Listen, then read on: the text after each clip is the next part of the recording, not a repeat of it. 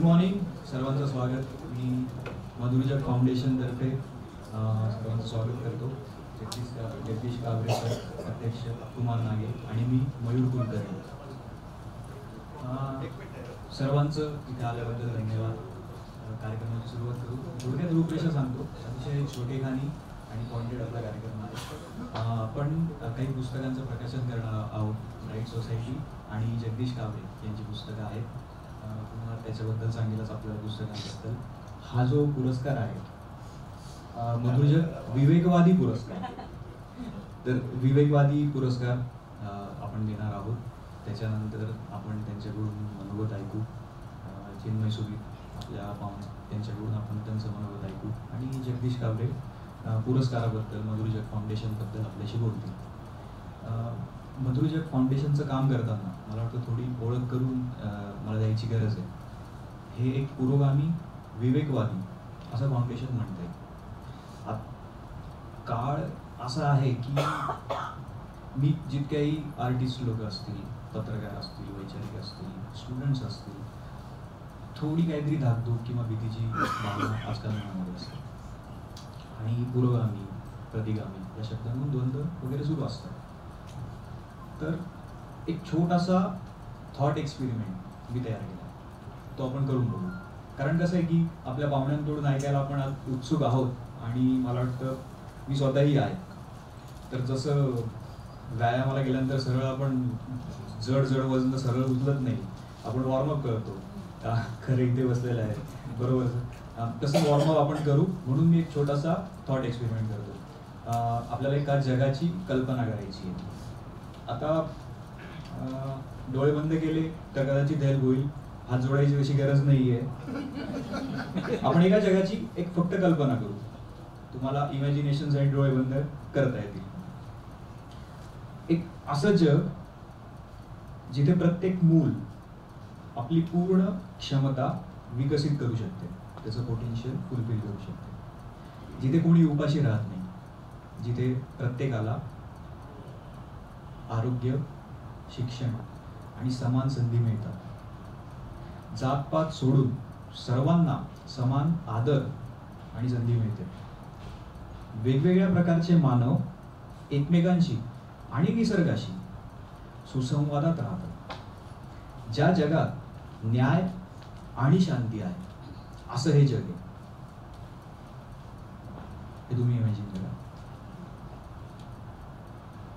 Okay, आता मला सांगा, हे जे जग होतं याची कल्पना करताना तुम्ही हे जग कुठे आधी होऊन गेलंय असं इमॅजिन केलं की पुढे येणार आहे, की आपण तयार करू शकतो असं इमॅजिन केलं. आपण आवाजी मतदान केलं. ज्यांनी इमॅजिन केलं असेल की असं जग पूर्वी होतं, त्यांनी कृपया आवाज द्या किंवा हात वरती करा, म्हणजे कळेल. राईट, कधीतरी असा एक काळ होता, तिथे आपल्याला परत जायचंय, बरोबर. आणि असे कोण लोक आहेत जी हे जग असं आपण घडवायचंय किंवा पुढे येणार आहे, भविष्यात आहे, असे कोण लोक असतील. राईट, म्हणजे अगदी वाद न घालता हे जे लोक आहेत ना की आपल्याला घडवायचंय, त्यांना मी प्रगतिशील किंवा पुरोगामी म्हणतो. कारण आपला विचार असतोय की आपण काहीतरी करू शकतो, आपल्याला पुढे काहीतरी जायचंय. आणि मला नाही वाटत की पुरोगामी किंवा प्रतिगामी कुठल्याही पॉलिटिकल स्पेक्ट्रमवरचे, वैचारिक स्पेक्ट्रमवरचे कुठलेही लोक असतील जे म्हणतील की नाही, तुम्ही जे जग सांगितलं ना ते आत्ता आहे, आपल्याला कुठे पुढे मागे नाही जायचं. त्यामुळे प्रतिगामी आणि पुरोगामी ऍटलिस्ट किमान याच्यावरती तरी आपलं एकमत होऊ शकतं. तर पुरोगामी म्हणलं म्हणजे प्रगतिशील हा शब्द येतो. आपल्याला जे जग घडवायचं आहे त्याच्यासाठी प्रयत्न करावे लागतात. ते प्रयत्न कसे करायचे नक्की? शांततेच्या मार्गाने, विचार करून, एकमेकांशी बोलून. तिथे हा विवेकवादी शब्द येतो. असे आम्ही स्वतःला रॅशनल, विवेकवादी, पुरोगामी म्हणून घेतो. ही थोडक्यात ओळख आहे. असं हे मधुरजग फाउंडेशन आणि असा हा मधुरजग पुरस्कार आजचा. ही थोडक्यात ओळख आहे. तर मला वाटतं आपण कुमार नागेंकडे बोलूया. पुस्तक प्रकाशन आपल्याला करायचं आहे, जगदीश काबरे आणि कुमारजी. मी थोडक्यात ओळख करून देतो.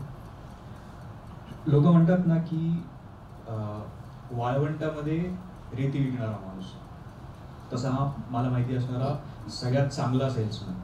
इनफॅक्ट मला जे सर्वात चांगले सेल्समॅन माहिती असतील ते म्हणतात की हा सर्वात चांगला सेल्समॅन आहे, कारण कळत नाही की तो आपल्याला काहीतरी विकतोय, तो विचार विकतो. एका मल्टीनॅशनल कंपनीमध्ये तो सेल्सचा हेड आहे आणि ब्राईड्सचा सर्व म्हणता येईल, ब्राईड्सचं काम, मधुरगतचं काम, वेगवेगळ्या वैचारिक संघटना, विवेकवादी संघटना यांना जोडण्याचं काम, लोक जोडण्याचं काम हे तो करत असतो.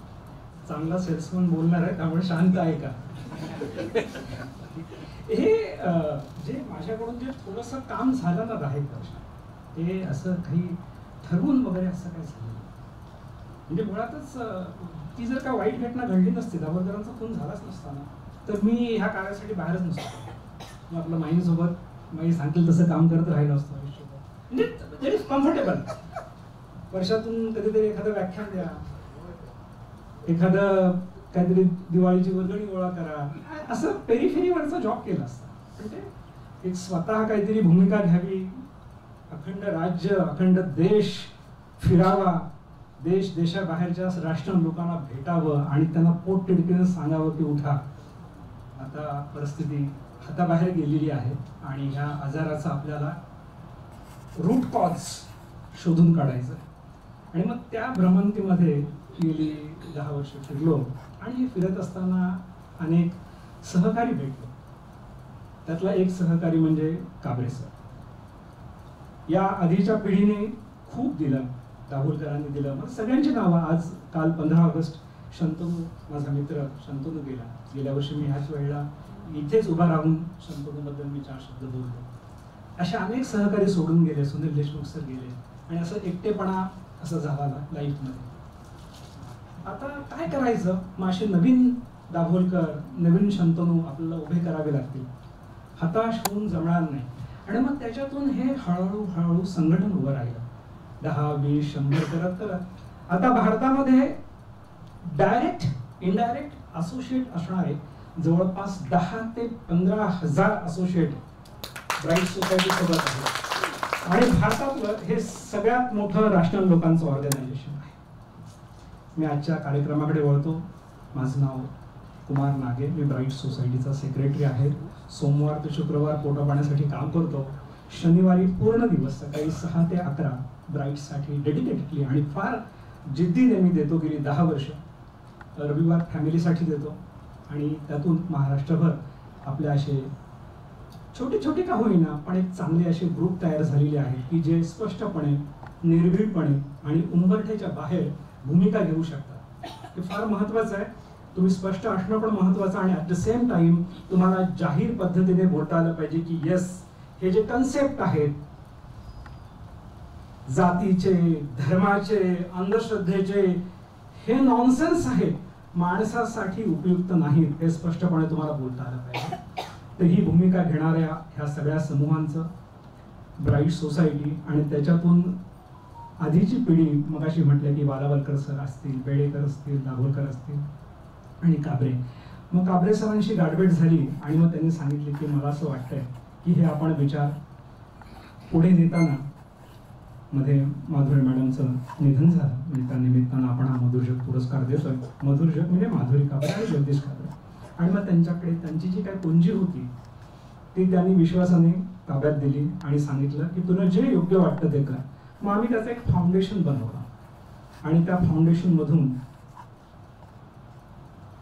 मानवी जीवन जगताना अनेक अडचणी येतात, त्या पार करून जिद्दीने आणि अभिमानाने उभं राहणाऱ्या व्यक्तीला आपण हा पुरस्कार देतो. यावर्षी आपली पुरस्कर्ती सोनाली आहे. सोनालीबद्दल आपण सगळं बोलणार आहोत आणि कर्तृत्ववान मुलगी आहे, तिच्याबद्दल आपण बोलू.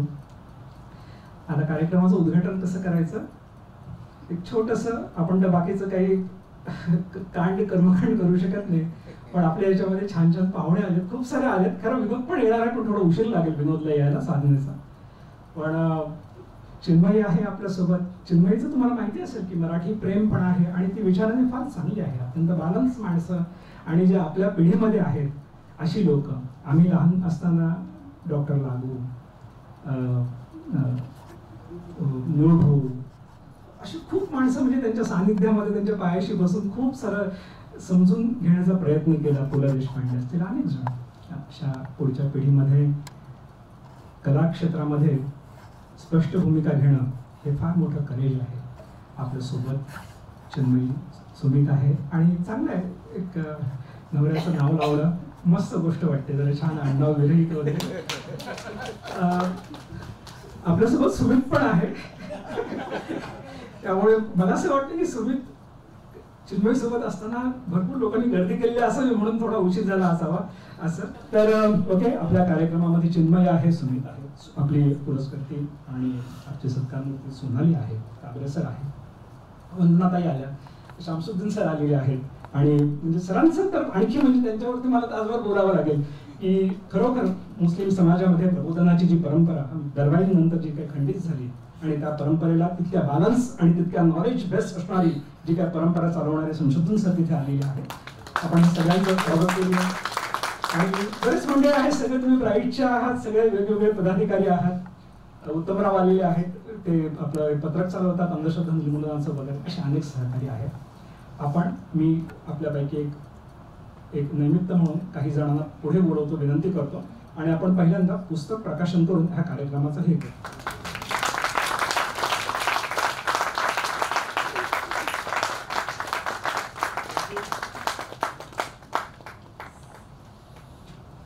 काबरे सरांनी अजूनपर्यंत 36 पुस्तके लिहिली, 36, आणि आता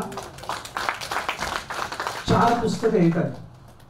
ही 4 जी पुस्तके येत आहेत ना, ही सुद्धा अशीच आहेत की नेहरू असेल, गांधी असेल, कोणी असेल, जे जे गैरसमज आहेत कोणाबद्दलही का असे ना, ते गैरसमज सोशल मीडियावरून असे घेत असतात. त्यांची वेलॉसिटी खूप जास्ती असते, तर ती वेलॉसिटी ते थांबवतात आणि सांगतात की बाबा हे असं नाहीये, तू स्वीकार नको स्वीकारू, दॅट इज युअर कॉल, पण दिस इज द फॅक्ट. एखाद्या गोष्टीतला नाटकीपणा, एखाद्या गोष्टीतला जो काही, जर आपण म्हणतो ना काहीतरी असं मिथ, बाजूला काढून सत्य सोप्या, चांगल्या परंतु स्पष्ट शब्दामध्ये सांगणारा हा माणूस म्हणजे जगदीश काबरे. वयाच्या 35व्या वर्षी हा माणूस म्हणजे काबरे, त्यांना कानाचा आजार झाला. वयाच्या 45व्या वर्षी फक्त अंगावरच्या वस्त्रानुसार हा माणूस घराबाहेर जावं लागला आणि 40-45 नंतर त्यांनी पूर्णपणे स्वतःचं लाईफ उभं केलं. 40 पुस्तकं लिहिली आणि लाखो रुपये वेगवेगळ्या महाराष्ट्रातल्या संस्थांना दिले. आणि कौतुक, जे काही आता त्यांनी ते कधीही काही मला अशा अटी तटी टाकत नाहीत, कंडिशन तू असं कर तसं कर, काही नाही. त्यांना सांगितलं हे असं असं आहे, ओके फाईन, कधी नाही. हे अशी जी माणसं आहेत महाराष्ट्रामध्ये, महाराष्ट्राला उभारी येण्यासाठी अशी ही माणसं आहेत. ब्राईटचे जे उद्दिष्ट आहेत, मयूरने मगाशी सांगितले की सांधा काय ही मधुरजग आणि ब्राईटमध्ये जो भातृभाव म्हणतो आपण, द कनेक्शन बिटवीन 2 ऑर्गनायझेशन, रॅशनलिझम, बुद्धिप्रामाण्यवाद, वैज्ञानिक दृष्टिकोन, हा दोघांमधला सांधा आहे.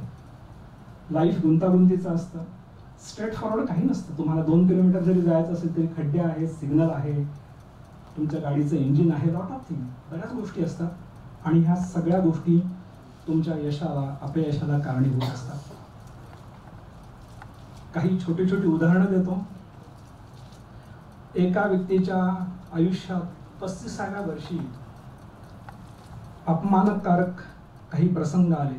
पुरंदरच्या तहामध्ये या माणसाचं होत्याचं नव्हतं गेलं, किल्ले गेले ॲट एज ऑफ 35. मिर्झाराजे जयसिंगने काही चांगली वर्तवणूक, चांगली वागणूक वगैरे दिली असं काही नाही. आणि तिथून त्या हरलेल्या मनस्थितीतून त्या माणसाने स्वराज्य उभं केलं. कर्तृत्व कसं मोजायचं? कर्तृत्व मोजताना तुमचं एक कर्तृत्व उभं राहतं, कोणत्या तरी विरोधकाकडून किंवा शत्रूकडून त्या कर्तृत्वावरती आघात होतो आणि जे शिल्लक राहतं तेवढंच आपलं कर्तृत्व. कर्तृत्वाचं दुसरं उदाहरण देतो. 21व्या वर्षी पूर्णपणे पॅरालाइज झालेला व्यक्ती, भौतिक शास्त्रातला, ज्याला ती चेअर म्हणतात ना, ज्याच्यावरती न्यूटन, आईन्स्टाईन वगैरे ती याच्यामधली केम्ब्रिजमधली, मला एक्झॅक्टली त्या चेअरचं नाव आठवत नाही, तर तिथे कॅपेबल असणारा माणूस भौतिकशास्त्रातला स्टीफन हॉकिंग. जस्ट इमॅजिन करा, या माणसाचं 21व्या वर्षी ह्या माणसाचे हात आणि पाय पॅरालाइज झालेले आहेत, स्वरकोशाच्या माध्यमातून वेगवेगळे शोध लावतो असा हा माणूस. हे कर्तृत्व आहे. मोजक्या 21 महिन्याची असताना एका मुलीची श्रवणशक्ती गेली, दृष्टी गेली, हेरण केलं, आणि त्यानंतर तिने जगातल्या अंध आणि इतर लोकांसाठी एक कर्तृत्व उभं केलं. म्हणजे शारीरिक मर्यादा पार करून उभं राहिलेलं हे कर्तृत्व आहे. या कर्तृत्वाची गाथा पुढे नेत असताना एका भारतीय मुलीचा वयाच्या 9व्या वर्षी एका अपघाताने पाय गेले, आणि एका वयामध्ये साहित्य अकादमीचा पुरस्कार मिळाला आहे. ह्या दोन टोकांमध्ये जे अंतर आहे, ह्या दोन टोकांमधल्या अंतरामध्ये एकदाही चुकूनही कोणत्या तरी बुवा बाबाची, कोणत्या तरी अंधश्रद्धेची मदत न घेता स्वकर्तृत्वाने उभी राहिलेली मुलगी म्हणजे ही सोनाली. तिला आपण सत्कार करणार. आणि मुंबई या मुलीचा आजचा सत्कार हा समारंभ एक आहे, ही सुरुवात आहे. महाराष्ट्रातल्या ज्या ज्या कोणी कर्तृत्ववान मुली असतील, सोनालीच्या सल्ल्याने, चिन्मयीच्या सल्ल्याने यापुढे आपण असे पुरस्कार आणि त्याला मान सन्मान मिळवून देण्याचा प्रयत्न हा मधुर करतो.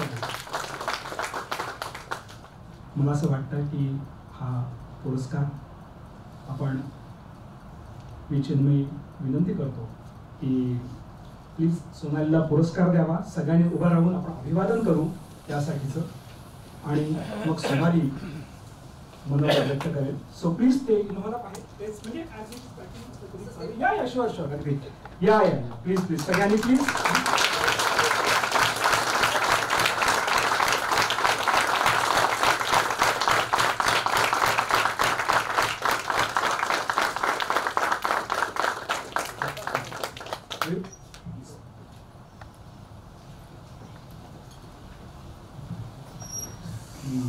सोनाली नवापुळे यांची थोडक्यात ओळख करून देतो. म्हणजे किमान मी प्रयत्न करतो थोडक्यात करून द्यायची, कारण ती ओळख करून देताना त्यांचं काम इतकं विविधांगी आहे. वेगवेगळे मीडिया, आणि म्हणजे मी सुरूच करतो, त्या एकतर लेखिका आहेत, अनुवादक आहेत, आणि पत्रकार आहेत, आणि सामाजिक कार्यकर्ते आहेत. अपंग व्यक्तींचा जो आवाज असतो, एक आवाज म्हणून ते काम करतात. त्यांना साहित्य अकादमी पुरस्कार पण मिळालेला आहे त्यांच्या ट्रान्सलेशनसाठी.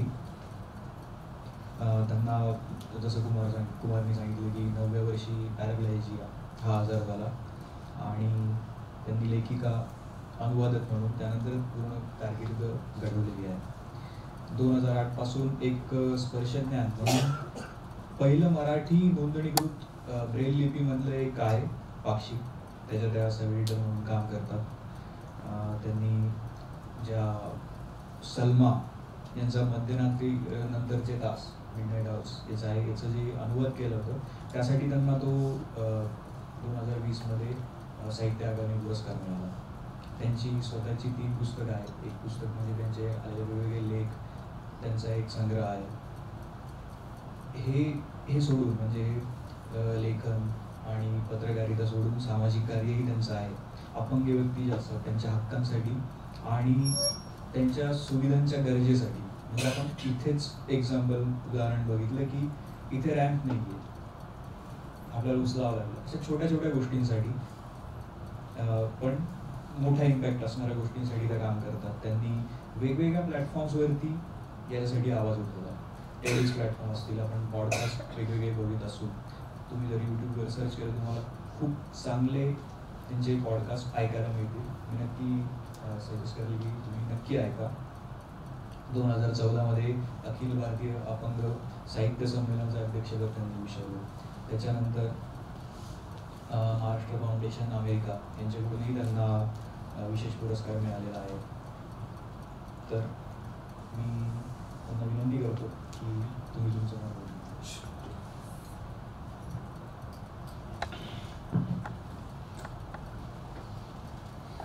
नमस्कार. सगळ्यात आधी मधुर जग विवेकवादी पुरस्काराबद्दल मी मनापासून ब्राईट सोसायटी आणि सगळ्या परिवाराचे आभार मानते. ही खूप मोठी गोष्ट आहे. म्हणजे संकल्पनात्मक कुठल्याही गोष्टी मला कधी ठाऊक नव्हत्या. नास्तिकवाद आणि बुद्धिप्रामाण्यवाद आणि या सगळ्या पारिभाषिक गोष्टी ठाऊक नव्हत्या. आणि मी कुमार नागे, सुनील सुत्तनकर आणि मयूर आणि सगळे जगदीश सर असे सगळे कोल्हापूरला भेटायला आले होते. तेव्हा मी त्यांना म्हटलं की माझा प्रवास करेक्ट उलटा सुरू झाला. याला हे म्हणतात हे मला ठाऊक नव्हतं. आणि नंतर मला कळत गेलं की अच्छा, पण तरीही संकल्पना आणि परिभाषा ठाऊक असणं खूप महत्वाचं असतं. कारण त्या माहीत असल्या की तुम्हाला अधिक धारदार म्हणजे समोरच्याला कापणारं नव्हे, पण धारदार म्हणजे स्पष्ट निर्भीड तुमचं मत तयार करता येतं. आणि त्या मतांमध्ये तुम्हाला दोन्ही हातांनी आणखी भरपूर कुटुंब तुमचं वाढवता येतं. तर हे सगळं माझ्या बाबतीत उलट झालंय. तर थोडासा अनुभव मी तो तुम्हाला सांगेनच, पण आज या पीठावर इथं हा पुरस्कार घेताना मला खूप आनंद होतोय. आणि माझे आता नव्यानं ओळख झालेल्या सगळ्या आता अंधश्रद्धा निर्मूलनाचं काम इतकी वर्ष करत असलेल्या वंदनाताई, शमसुद्दीन सरांना मी पहिल्यांदा भेटलीये. मी त्यामुळे मगाशी आल्यावर विचारलं की कुठले सर, कारण मी तुमचं वाचत आलीये. पण कधी अशा बरेचदा असं होतं की जागाच सोयीच्या नसतात, त्यामुळं बऱ्याच ठिकाणी मला पोहोचता येत नाही. आणि जिथे शक्य असतं मित्रमंडळी असतात तर सोयी नाही आहेत, तर त्यांना उचलायला लावावं का वगैरे असा काही मी विचार करत नाही. हायकाई न करता त्यांना सांगते उचला, इकडून उचला, तिकडून उचला, नीट टेक्निक कसं वापरायचं नीट सांगते.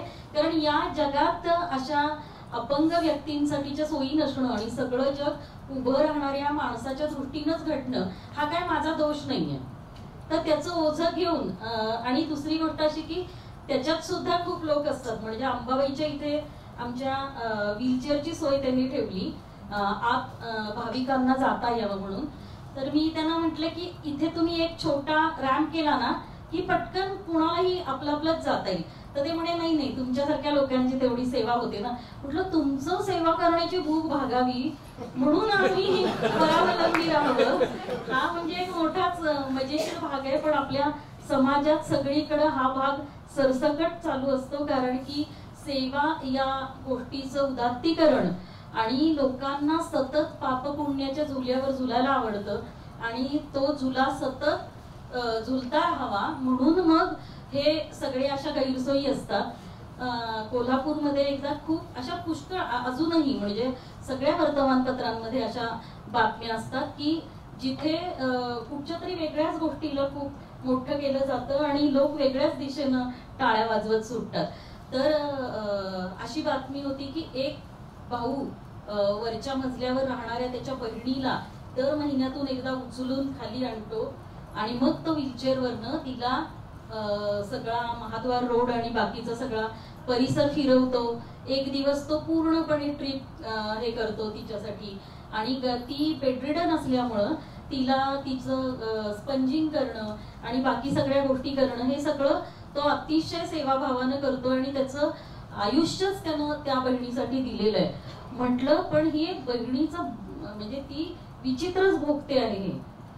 जर विचार नीट करून जर खरोखरी बहिणीवर प्रेम आहे तर एक नीट लॉजिकल विचार करून घरच खालच्या मजल्यावर आणलं आणि तिच्यासाठी बेसिन खालच्या उंचीवर, कट्टा स्वयंपाकाचा खालच्या उंचीवर, तिचा पलंग खालच्या उंचीवर जिथं व्हीलचेअरवरनं तिला शिफ्ट होता येईल आणि एक चांगली फिजिओथेरपिस्ट यानं काम भागतं. पण वर्तमानपत्रांमध्ये पत्रकारांनाही अशा प्रचंड सेवाभावाच्या बातम्या देण्याशिवाय दुसरीकडे बातमी स्वावलंबी असणं ही बातमी कधीच नसते. सेवा केली ही बातमी असू शकते. तर त्यामुळे अशाच गोष्टी सगळीकडे चालू राहतात. तर फक्त एवढं की या गोष्टींबद्दल बोलल्यामुळं माझी सगळीकडे खूप भांडणं होतात आणि एवढी अपंग आहे, चालता येत नाही, म्हणजे जीभ केवढी सुरू चालते.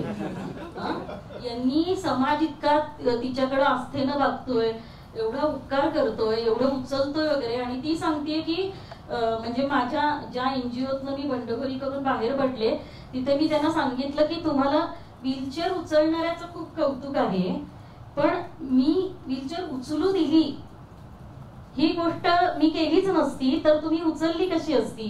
तर कोणीतरी एक देणारा आणि कोणीतरी एक घेणारा असा एक खूप तीव्र भेदभाव सगळीकडेच समाजाच्या सगळ्या अंगामध्ये आहे. म्हणजे आई वडील सुद्धा म्हातारे झाल्यावर आपण त्यांची सेवा करतो, त्यांचे ते स्वावलंबी असतात ते असतात, आणि वृद्धापकाळामुळे जे अपंगत्व येतं ते वगळता त्यांचं आयुष्य त्यांनी अतिशय सन्मानाने सुंदर जगलेलंच असतं. पण असा कुणीतरी देणारा, म्हणजे आता लहानपणी आई वडिलांनी वाढवलं आणि आता पण आई वडील वाढवतात आणि तरुण मुलं वृद्ध आई वडिलांची, काका काकूंची, मावशी मित्रांची सेवा करतात. तर या गोष्टीबद्दल मी कायम वाद घालत आलेली आहे की आपण त्यापेक्षा सेवा नको सोयी करूया आणि आपल्याला ताठ मानानं कमीत कमी मदत घेत जगता येईल असं जर वातावरणच तयार केलं, आणि त्याच्यात काही खूप पैसे लागतात असं नाही, फक्त लॉजिकली विचार करायला लागतो की काय कुठून मार्ग काढता येतील. तर या गोष्टी कायम सगळीकडे गेल्यावर मला बोलावे लागतात. आता काही गोष्टीत वाद घालायचा नाही हे ठरवलेलं आहे, कारण खूपच शक्ती जाते. आता जेव्हा मी अपंग व्यक्तींबद्दल सुद्धा काय स्टिरिओटाइप्स आहेत वगैरे, कारण माझ्याशिवाय हे कोणी सांगणार नाहीये म्हणून मी हे मुद्दामून स्पष्टपणे सांगते. त्यांच्याशी वागण्या बोलण्याचे सुद्धा एटिकेट्स असतात, जसं की आणि त्या स्थितीत गेल्यावरच ते कळतं बरेचदा. पण काही जे अपंग व्यक्ती मोकळेपणानं बोलू शकतात त्यांनी जरूर बोलावं असं मी कायम सांगते. की आता उदाहरणार्थ मी अशी या उंचीवर बसलेली आहे, तर मी जेव्हा कुठे फिरायला जायचे ना तेव्हा अगदी सुरुवातीला मला पण ऑकवर्ड व्हायचं, कारण NGOच्या याच्यातनं बाहेर पडल्यावर मला तेव्हा जग असं फक्त एवढं ढापण घातलेलं असतं ना, तितकं समोरच फक्त दिसतं ना, तेवढंच बघायची सवय झालेली, इकडचं तिकडचं मी काही बघायचंच नाही. मग बाहेरच्या जगात आल्यावर नवा श्वास घेताना सगळी माणसं इतक्या अपूर्वाईनं आपल्याला भेटतात हेच खूप मोठं वाटत होतं. तर लोक आले ना की समोर उभे राहायचे किंवा मागे. आता मागे माणूस उभा राहिला की आता मला मागे वळता येत नाही. काही व्यक्ती पॅराप्लेजिक मी आहे, स्पायनल कॉर्ड इंजुरी आजार नाहीये हा, स्पायनल कॉर्ड इंजुरी ही कंडिशन आहे, स्थिती आहे. तर आजार हे दीर्घकालीन म्हणजे ही एक फिक्स झालेली कंडिशन आहे, त्यामुळे किंवा पांढरे डाग पोड हा आजार नाहीये, ही कंडिशन आहे. तर आजार आणि स्थिती याच्यामध्ये कायम आपण भेद केला पाहिजे, कारण नाहीतर असं होतं की माझ्यासारख्या सगळ्या व्यक्ती, मग अंध असू देत, पोलिओग्रस्त असू देत, अँप्युटेशन असणारे असू देत, त्या कायम आजारी असतात. त्यामुळे लोक त्यांच्याशी की मी बोलताना कशी आहे, काय नवीन काय वाचते वगैरे विचारत नाही, तब्येत कशी आहे, बरी आहे, कसं चाललंय, तुमच्या संघर्षाबद्दल खूप वाटतं ना, अरे हेच सगळं विचारतात. तर बाकीचं जग सुद्धा आहे, म्हणजे अपंग व्यक्तींच्या जगात पुस्तकं आहेत, त्यांचं वेगळं, त्यांच्या उंचीचं सौंदर्य शास्त्र आहे, त्यांचा सौंदर्य भाव कदाचित वेगळ्या उंचीत जग बघत राहिल्यामुळे वेगळा असू शकतो. ते जे त्यांच्या रुचीचा स्वयंपाक करतात तो वेगळा असू शकतो. त्यांच्या फ्लर्टिंगच्या पद्धती कायमच सामाजिक वलय आणि कायमच सामाजिक दृष्टीनं एक आजारी गरजू व्यक्ती बघितल्यामुळं तुम्हाला आमच्या टिंगल टवाळ्या आणि आमचे व्रात्यपणे मुळीच ठाऊक नाहीये. आता तुमच्यासारख्यांना अशा प्रकारच्या अंधविश्वासातनं बाहेर काढायचं म्हणजे तुम्ही माझ्याकडं तिरक्या नजरानुसार बघायला लागाल, पण मी ती रिस्क घेते आणि मी तुम्हाला सांगते की या सगळ्या प्रकारच्या टिंगल टवाळ्या, व्रात्य, विचित्र, चांगलं वाईट सगळ्या प्रकारचे भाव असणारी आम्ही माणसं आहोत. त्यामुळे आम्ही काय विचार करतो आहोत हे ब्लॅक होलच्या बद्दलचं बरंच लिहून आले, आमच्याबद्दलचं तुम्हाला माहितच नाहीये. त्यामुळे बरेच विषय आहेत बोलण्यासारखे. तर कायम आजारपणात आणि याच्यात अडकायला नको यासाठी मी नेहमी बाहेर गेले ना की मी एक अर्ध्या पाऊण तासासाठी मंदाला म्हणते की आता व्हीलचेअर चार्ज केली आहे, 11 किलोमीटर चालणार आहे, तर आपण 1 तासात परत यायचं. आणि कधीही 4 तासाच्या आत आम्ही घरी परत आलेलो नाही, कारण प्रत्येक वेळी रस्त्यावर भेटणारी नवीन कोणीतरी अशी मंडळी असतात जी फिदी हसतात आणि या पुष्कळदा बायका जास्त असतात की त्या बारकी वगैरे दिसलीस का, कशी दिसते ना, केवढीच्या हात आहेत तिचे.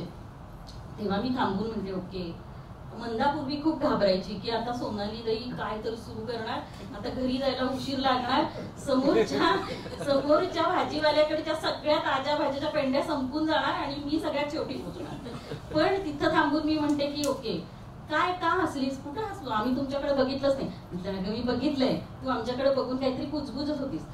तू असं, तुला ती काय माहिती सांगणार आहे तुझ्या शेजारी, मी तुला सांगते, तुला काय विचारायचं ते विचार. ओ काहीच नाही, आम्ही काहीच तुमच्याबद्दल काही म्हटलेलंच नाही ना, सोडा ना आम्हाला. म्हटलं मी तुम्हाला धरून एकतर ठेवलेलं नाही, तुम्ही इथं थांबायचं, जरा कट्ट्यावर बसूया. नाही ताई, म्हणून ते ओरडायलाच लागतात. त्यांना वाटतं आता काय करणार, कारण अपंग व्यक्तींच्याकडे अशी काहीतरी विलक्षण शक्ती असते, त्यांच्या जिभेवर काळा डाग असतो आणि ते तुम्हाला थांबवणार, म्हणजे ते तुमच्याकडे करणी करून तुमचं काहीतरी करणारच आहेत. मग तुम्ही या क्षणापासून वेगळा विचार करायला लागणार आहे, असा सुद्धा काहीतरी समज आहे. आणि दिव्यांग सारख्या दळभद्री शब्दानं त्याच्यात गरज पडलेली आहे. दिव्यांग, दिव्य आहे अंग ज्याचे, असा तो. अपंग, अपंग, पंग म्हणजे पाय, तो कदाचित थोडासा आकुटलेला शब्द होता, पाया संबंधीचे अपंगत्व असं अपंग मधनं येत होतं. पण विकलांग हा शब्द अधिक अवकाश कवेत घेणारा आहे, व्यापक आहे. विकल आहे अंग ज्याचे, असा तो. मग अंगाचा कुठलाही भाग विकल असू शकतो. इंग्रजीमध्ये आपण पर्सन्स विथ डिसॅबिलिटीज म्हणतो, फिजिकली चॅलेंज, इंटलेक्च्युअली चॅलेंज, असे कितीतरी शब्द इंग्रजीमध्ये आहेत. पण आपण विकलांग किंवा अपंग हा म्हणू. तर अचानकच एक 4-5 वर्षापूर्वी एका अकार्यक्षम बिंडोक माणसानं नरेंद्र मोदींनी दिव्यांग हा शब्द आणला. आणि तो शब्द आणल्यावर कोविडची बाधा कमी प्रमाणात झाली लोकांना. या शब्दाची बाधा इतकी भराभर झाली की अचानकच अपंग संस्थांचे नेतृत्व करणारी माणसं सुद्धा दिव्यांग म्हणायला लागली. म्हटलं दिव्यांग, वर्षानुवर्ष अनेक समाज कार्यकर्त्यांनी आपली पदर मोड, बुद्धी मोड करून अपंग आणि विकलांग असं वस्तुनिष्ठ लॉजिकल पद्धतीनं ही शारीरिक स्थिती किंवा विकलता बघावी यासाठी प्रयत्न केले. अपंगत्व हे मागच्या जन्मीचं पाप नव्हे, अपंगत्व असणारी माणसं पुण्यवान आत्मे नव्हेत. ही साधी माणसं आहेत, तुमच्या आमच्यासारखी कष्ट करून, बौद्धिक शारीरिक कष्ट करून आपली जी काही विकलांगता असते त्याच्यावर मात करत काहीतरी स्वतःचं नाव, स्वतःचं काम सिद्ध करायला कदाचित साध्या नॉर्मल माणसांपेक्षा जास्त धडपडणारी माणसं असतात. कारण त्यांना नेहमीच दयाभावानं पाहिलं जातं, एक कमजोर अशक्त व्यक्ती किंवा रोगट व्यक्ती म्हणून पाहिलं जातं. आणि हे लेबल तोडून टाकावं म्हणूनच इतर माणसांपेक्षा अपंग व्यक्ती जास्त धडपडतात. असं असताना दिव्यांग सारख्या शब्दाची बाधा अशा प्रमाणात झाली, तेव्हा मी तिथं शासकीय व्यासपीठावरनं सुद्धा सांगितलेलं आहे की तुम्हाला आधी लोकांना कळलं, म्हटलं तुम्हाला माझं पाय चमकताना दिसले का, माझ्या डोक्यामधनं काहीतरी किरण येत आहेत, किंवा मी आशीर्वादाच्या पोझिशन मध्ये बसले की इथून सोनेरी किरण येऊन तुमचं आता तुम्ही अधपतित माणसं आहात आणि मी तुमचं पुनरुत्थान करते आहे, असं काही दिसतं आहे का? तसं नसेल तर आम्ही साधी माणसं आहोत. आणि तसं दिव्य काही चमचमत असतं. इथं बॉक्साईटच्या खाणींमुळे आमचा सगळा भाग खोदून निघालाय. त्या अदानी अंबानी आणि त्यांची सगळी पिलावळ कुठून कुठून येऊन सगळे डोंगर दर्या निसर्ग संपवतीये. आमच्याकडे असं असतं तर आम्ही 2-4 खडे आमचे विकून 2-4 तुम्हाला पण दिले असते.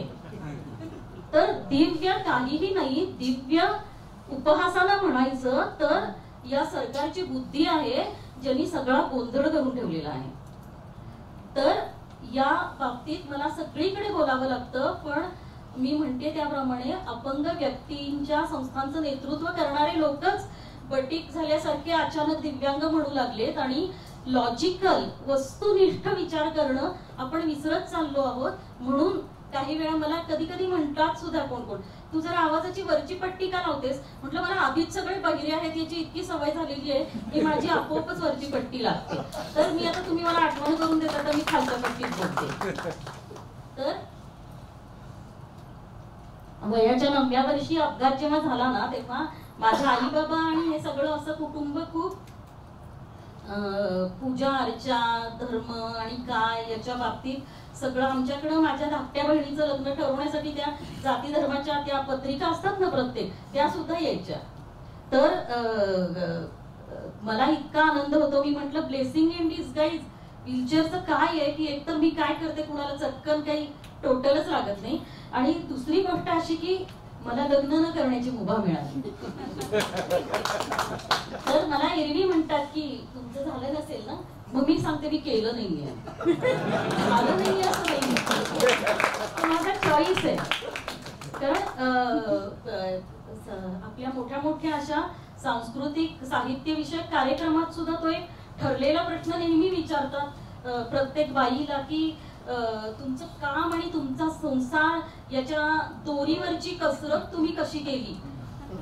अरे कसरत आहेच ती दोरीवर म्हणजे असं चालणं, पण ते करताना म्हणतात नाही सॉरी हा तुम्हाला प्रश्न नाही विचारत. म्हटलं सॉरी का, माझ्यासाठी आनंदाची गोष्ट आहे, मी स्वतंत्र आहे. ही लग्न न करणं माझ्यासाठी सॉरी फिलिंग नाहीये, तो माझा निर्णय आहे. तर हा सगळीकडं सांगावं लागतं, कारण माझ्यासारख्या व्यक्तींची बिचाऱ्यांची कशी होणार असंच आहे. म्हटलं याच्यामुळे मला शक्ती मिळाली, नाही तर आई बाबांनी मला अशी ते खपवतात ना असे मुलींना या बाजारात, तर तसं शक्यता होती. पण माझ्याशी कोणी विषयच नाही काढला. आता ही एकीकडे चांगली गोष्ट आहे आणि एकीकडे वाईट गोष्ट आहे. माझी चॉईस असती तर मला करायचं असतं तर, पण माझ्यासारख्या व्यक्ती बिचाऱ्या करत नाही, त्यांना कोण मुलगा देणार असं म्हणून मग माझी थोडीशी विचित्र कोंडी झाली असती.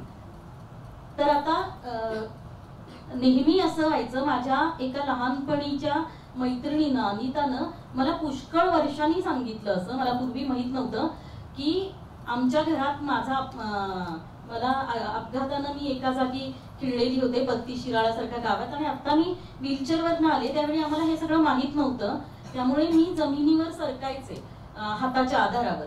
पण पॅराप्लेजिक्सनी तसं सरकू नये, कमरेखाली संवेदना नसतात, लघवी संडासवरच्या विधींवरचं नियंत्रण कायमस्वरूपी केलेलं असतं, त्यामुळे कपडे ओले झालेले कळत नाही. आणि समजा त्यावेळी डायपर पण नव्हते, कॅथेटर तात्पुरतं त्यावेळी घातलं होतं. आता माझ्याकडे जे कॅथेटर आहे, आम्ही युरिन बॅग माझी सुंदर मला माझ्या डॉक्टरनी निवडून दिलेली आहे. एरवी युरिन बॅग तुम्ही बघितली तर 2 लिटरची असते आणि ती अशी पेशंट हातात घेऊन चालतो. मी डॉक्टरना म्हटलं मला सुंदर युरिन बॅग हवी, ती मला पायाला नीट बांधता यायला हवी, त्याचं ओझं वाटता कामा नाहीये. आणि जेव्हा आणि ती गोष्ट मी 4 लोकात लपवून ठेवणार नाही, ती आजारपणाचं लक्षण आहे आणि ती माझं काहीतरी माझ्या रूपातलं विरूप आहे असं मी मानतच नाही. तो माझा व्हीलचेअर माझा दागिना आहे. व्हीलचेअरवर सुद्धा कुणीतरी म्हणजे ती सुद्धा एटिकेट्स आहेत की कुणीतरी व्हीलचेअर आपलं आपण, म्हणजे मी माझ्या मैत्रिणीच्या लहान मुलींना सुद्धा शिकवते की व्हीलचेअर ते पटकन ओढतात. म्हटलं तुम्हाला मी न विचारता असं पटकन हात धरून ओढलं तर चालतं का? नाही ना. मग व्हीलचेअरला चाक आहेत म्हणजे ते खेळणं नाहीये, ते असं कसंही नाही तुम्ही फिरवू शकत. तुम्ही विचारा की तू इकडे बघशील का, किंवा मला फिरवून बघायचं मी फिरवू का, किंवा ताई मावशी तू शिफ्ट हो आम्हाला व्हीलचेअरवर बसून बघायचंय. तर हे सगळं मी करू शकते, कारण सगळ्या लहान मुलांनी पांढरी काठी, व्हीलचेअर, वॉकर आणि सगळी साधनं जवळून नीट बघावीत आणि त्यांच्या मनातलं त्याच्याबद्दलचं दारुण चित्र नष्ट व्हावं अशी माझी इच्छा आहे.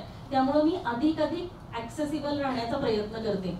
जेव्हा मी लीलाताई पाटलांच्या सृजनानंद विद्यालयात गेले होते, मला तिथे मुलांची गप्पा मारायला बोलवलं होतं, तेव्हा मी त्यांना माझा पाय माझा कुर्ता वर करून मी त्यांना युरिन बॅग दाखवली, व्हीलचेअर दाखवली. मग त्यांनी सांगितलं की पायाला सेन्सेशन नसतं म्हणजे काय ते बघू का. मग त्यांनी माझा सॉक्स काढून पाय बघितला. मग कोणीतरी एक जण चिमटा काढायला लागलं, तेव्हा दुसरी एक मुलगी म्हणाली अरे चिमटा काढल्यावरच सेन्सेशन आहे का, असं कळतं असं नाही, गुदगुल्या केल्या तरी कळेल. म्हणजे एखादी गोष्ट तपासण्यामधली तीव्रता दुसऱ्याला त्रास नाही होणार अशी कशी असली पाहिजे याचे डिसिजन त्या मुलांनी घेतले. पण आपण तितकं त्यांना ऍक्सेसिबल झालं पाहिजे ना. तर तसं त्या मुलांनी बघितलं आणि नंतर मग युरिन बॅग बघितली आणि मला त्यांनी विचारलं ना तू कुठे पण करू शकतेस का शू. म्हटलं तुमच्या समोर सुद्धा मी आता बसून शू करते बघा, तुम्हाला जाता करता येतं का. तर मला कुठेही करता येते म्हणजे ताई हे तुझं बेस्ट असं एकदम हो. पण मग त्यांनी मला विचारलं की ओके मग आता तू झोपतेस कशी, याच्यावरच झोपतेस का. मला असं वाटलं की हे खूप जेन्युइन प्रश्न आहे. इतके थेट स्वच्छ स्पष्ट प्रश्न. लहान मूल जर त्याचे आई वडील जर मोकळे असतील आणि त्यांनी थँक्यू म्हण, सॉरी म्हण, काय एवढ्या व्यतिरिक्त मुलांना आपली संभाषण करायला शिकवलं असेल तर मुलं असं बोलतात आणि मुलं जास्त मोकळेपणानं बोलतात. नाहीतर मी अशा अनेक माझ्या मित्रांच्या सुविद्य बायका बघितलेल्या आहेत ज्या रस्त्यावर फिरताना ना माझ्या पोटाकडेच आधी बघत राहायच्या. कारण की बसणाऱ्या व्यक्तीचे कायम हातावर जे अवलंबून असतात आणि कायम बसून जे असतात त्यांचा पोटाकडचा भाग अगदीच साहजिकपणे वाढतो. कारण उभं राहण्याचं त्यांचं ते संतुलनच कधी झालेलं नसतं आणि हातावर सतत जोर देऊन दंडाचा भाग वाढतो. तर कायम पोटाकडे. मी म्हटलं नाही मी प्रेग्नंट नाहीये. अगं पण तू लग्नच केलेलं नाही ना. म्हटलं काय गरज आहे लग्नाची मला प्रेग्नंट व्हायचं असेल तर. मग ती मला पुन्हा कधी भेटली नाही. पण असं समजा आपण दचकावून टाकलं ना की मग पुन्हा असे काहीतरी किरकोळ प्रश्न विचारून स्टिरिओटाइप मध्ये बसवणं लोकांना शक्य होत नाही. त्यामुळे एरवी मी एवढी हिंसाचारी नाहीये. पण कधी कधी ते गोष्टी कराव्या लागतात आणि ते करणं खूप आवश्यक असतं. तर माझ्या मैत्रिणीनं मला त्या लहानपणीचं सांगितलं की तुझ्या घरी आम्हाला येऊ द्यायचे नाही. मी खूप मार खाल्लाय तुझ्याकडे येण्यासाठी. कारण माझ्या बाबांना वयाच्या 40व्या वर्षी डायबिटीस. त्यावेळी कुणाला आमच्यात इतक्या पटकन झालं नव्हतं. गावात आजूबाजूला कोण नव्हते आणि त्यात मला असा अपघातानं मी एका जागी किडलेली. तर आमच्या घरी गेलं की रोग होतात असा एक समज पूर्ण गल्लीमध्ये पसरलेला होता. आणि माझ्या आई बाबांना आम्ही दोन्ही मुलीच. माझ्या काकांना पण 2 मुली आहेत. तर जर प्रकाश नवंगुळांकडे भाड्यानं राहिलं तर पोरीच पोटाला येतात. त्यामुळे तिथं राहू नका असं सांगितलं जायचं. हे मला इतक्या वर्षांनी कळलं. आणि दुसरी गोष्ट अशी की मी आमच्याकडे 10वी 12वीला अभ्यास करायला एक मुलगा पण यायचा जो त्यावेळी खूप गणित भूमिती वगैरे याच्यात हुशार होता. आणि गणित भूमितीची मला अजूनही भीतीची स्वप्न पडतात. त्यावेळी सुद्धा पडायची. आणि माझी भाषा विषय खूप चांगला होता. आणि भाषा विषय चांगला होता कारण मी घरी राहून अभ्यास केला. तर मी एकटीच मोठ्याने वाचत बसायचे. तर कोणी खूप मोठ्या लोकांनी म्हणून ठेवलं ना ते कोट करायचं असतं की माझ्यामध्ये आणि माझ्या शिक्षणामध्ये शाळा आली नाही म्हणून माझा अभ्यास चांगला झाला. तर मी ते रिपीट करून टाकते. तर ते सगळं खूप चांगलं होतं. तर तो मुलगा मी 16-17 वर्षाची होते आणि मला असं वाटत होतं की आपण इतरांपेक्षा वेगळे आहोत. आपल्याला कशाचाच अधिकार नाही असं मनातल्या मनात 16-17व्या वर्षाच्या मुलीला वाटत असतं ना सुंदर दिसावं. मग तायडी किंवा बाकीच्या सगळ्या मैत्रिणी येऊन मला सांगायच्या त्यानं मला असं बघितलं इतकी लाज वाटली वगैरे. हे सगळं त्यांचं बाहेरचं जग होतं. माझं जग फक्त माझघरात होतं. माझ्यासाठी हे संकोच वाटणं त्यानंतर ती पोटात काय तिच्या जे कसं व्हायचं ते सगळे मला कधी अनुभवच नव्हते. आणि जेव्हा हा मुलगा अभ्यास करायला येणार होता तो यायचा तो माझ्या प्रेमात पडल्यावर मोठा गोंधळ झाला.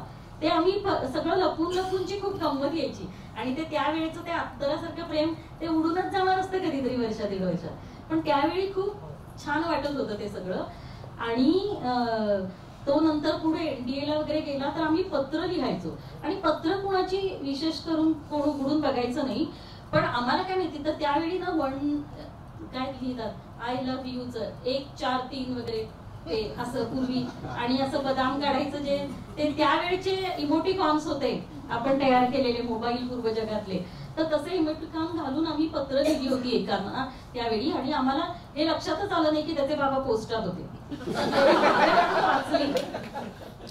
आणि त्यानंतर त्यांनी माझ्या आई बाबांना बोलवून घेतलं की अरे तुमच्यासारख्या उच्च जमातीतल्या लोकांचं हेच कारस्थान असतं हे आम्हाला माहितीये की तुमची ही अपंग मुली ज्या असतात ना तर त्यांच्याकडे तुम्ही काही अभ्यासाच्या निमित्तानं बोलवता आणि तुम्हाला भविष्यात तिचा सांभाळ करायला आणि तुमचा सांभाळ करायला कोणी हवंय ना.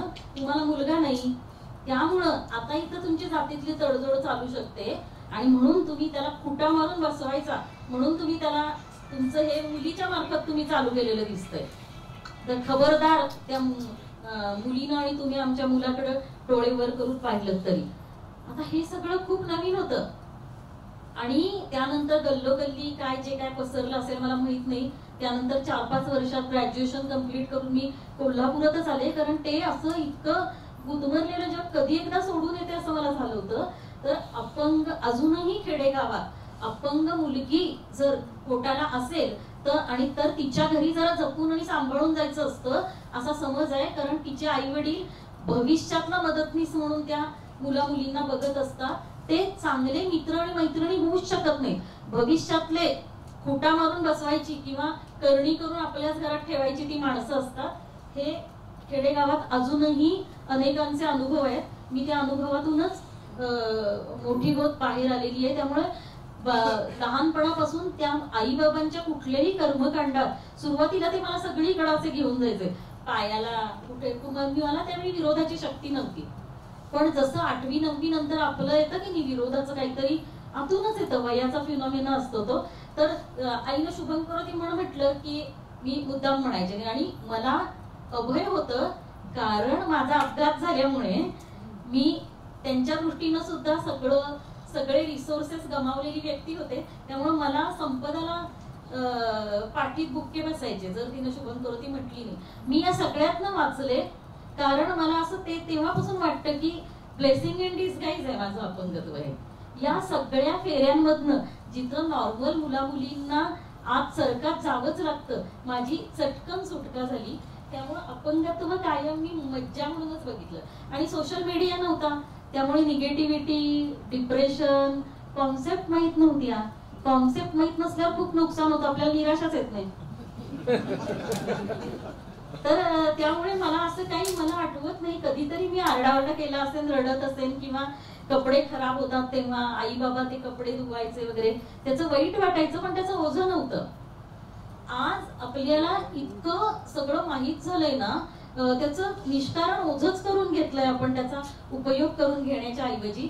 त्यामुळे माझं आयुष्य काही असं रडत खडत दुःखत गेलं नाही. मी उलट माझ्या शाळेत अभ्यास करून पहिली आले होते. मला फक्त पेपर पुरतं उचलून न्यायचे.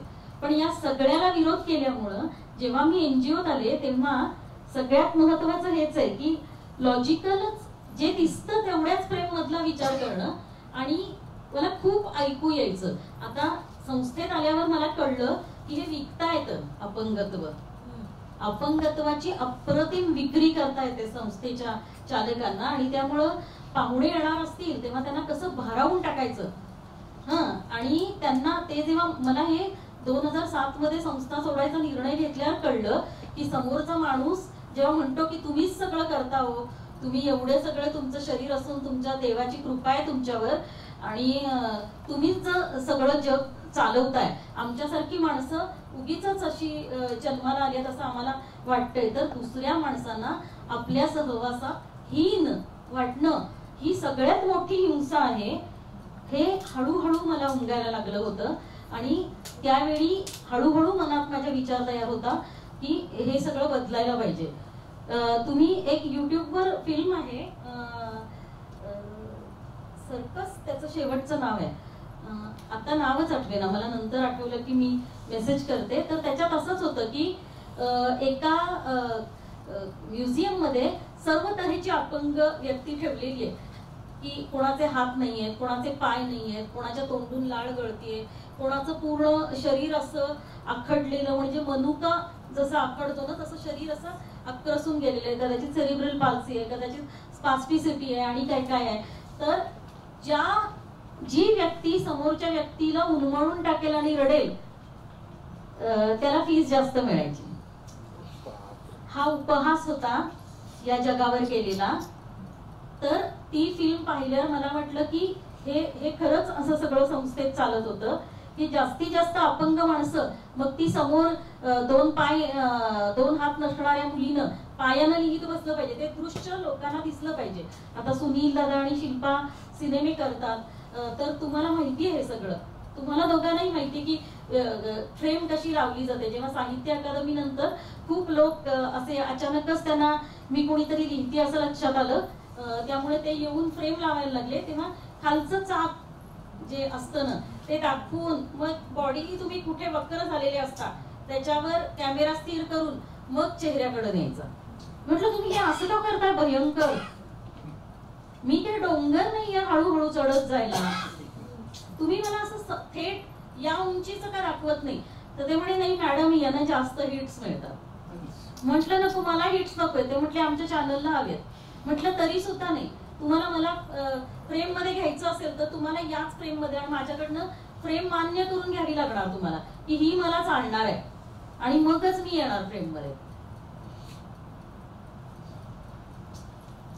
तर असं सगळं होतं. आणि एक तर कोल्हापुरातले खूप म्हणजे नॅशनल लेवलचे प्रतिथ यश असा माणूस आहे तो. तर तो मला म्हणाला की सोनाली हा पुरस्कार जो तुला मिळालेला ना तुझं यश नाहीये, खरं तर हे यश तुझ्यासोबत असणाऱ्या मंदाचं आहे.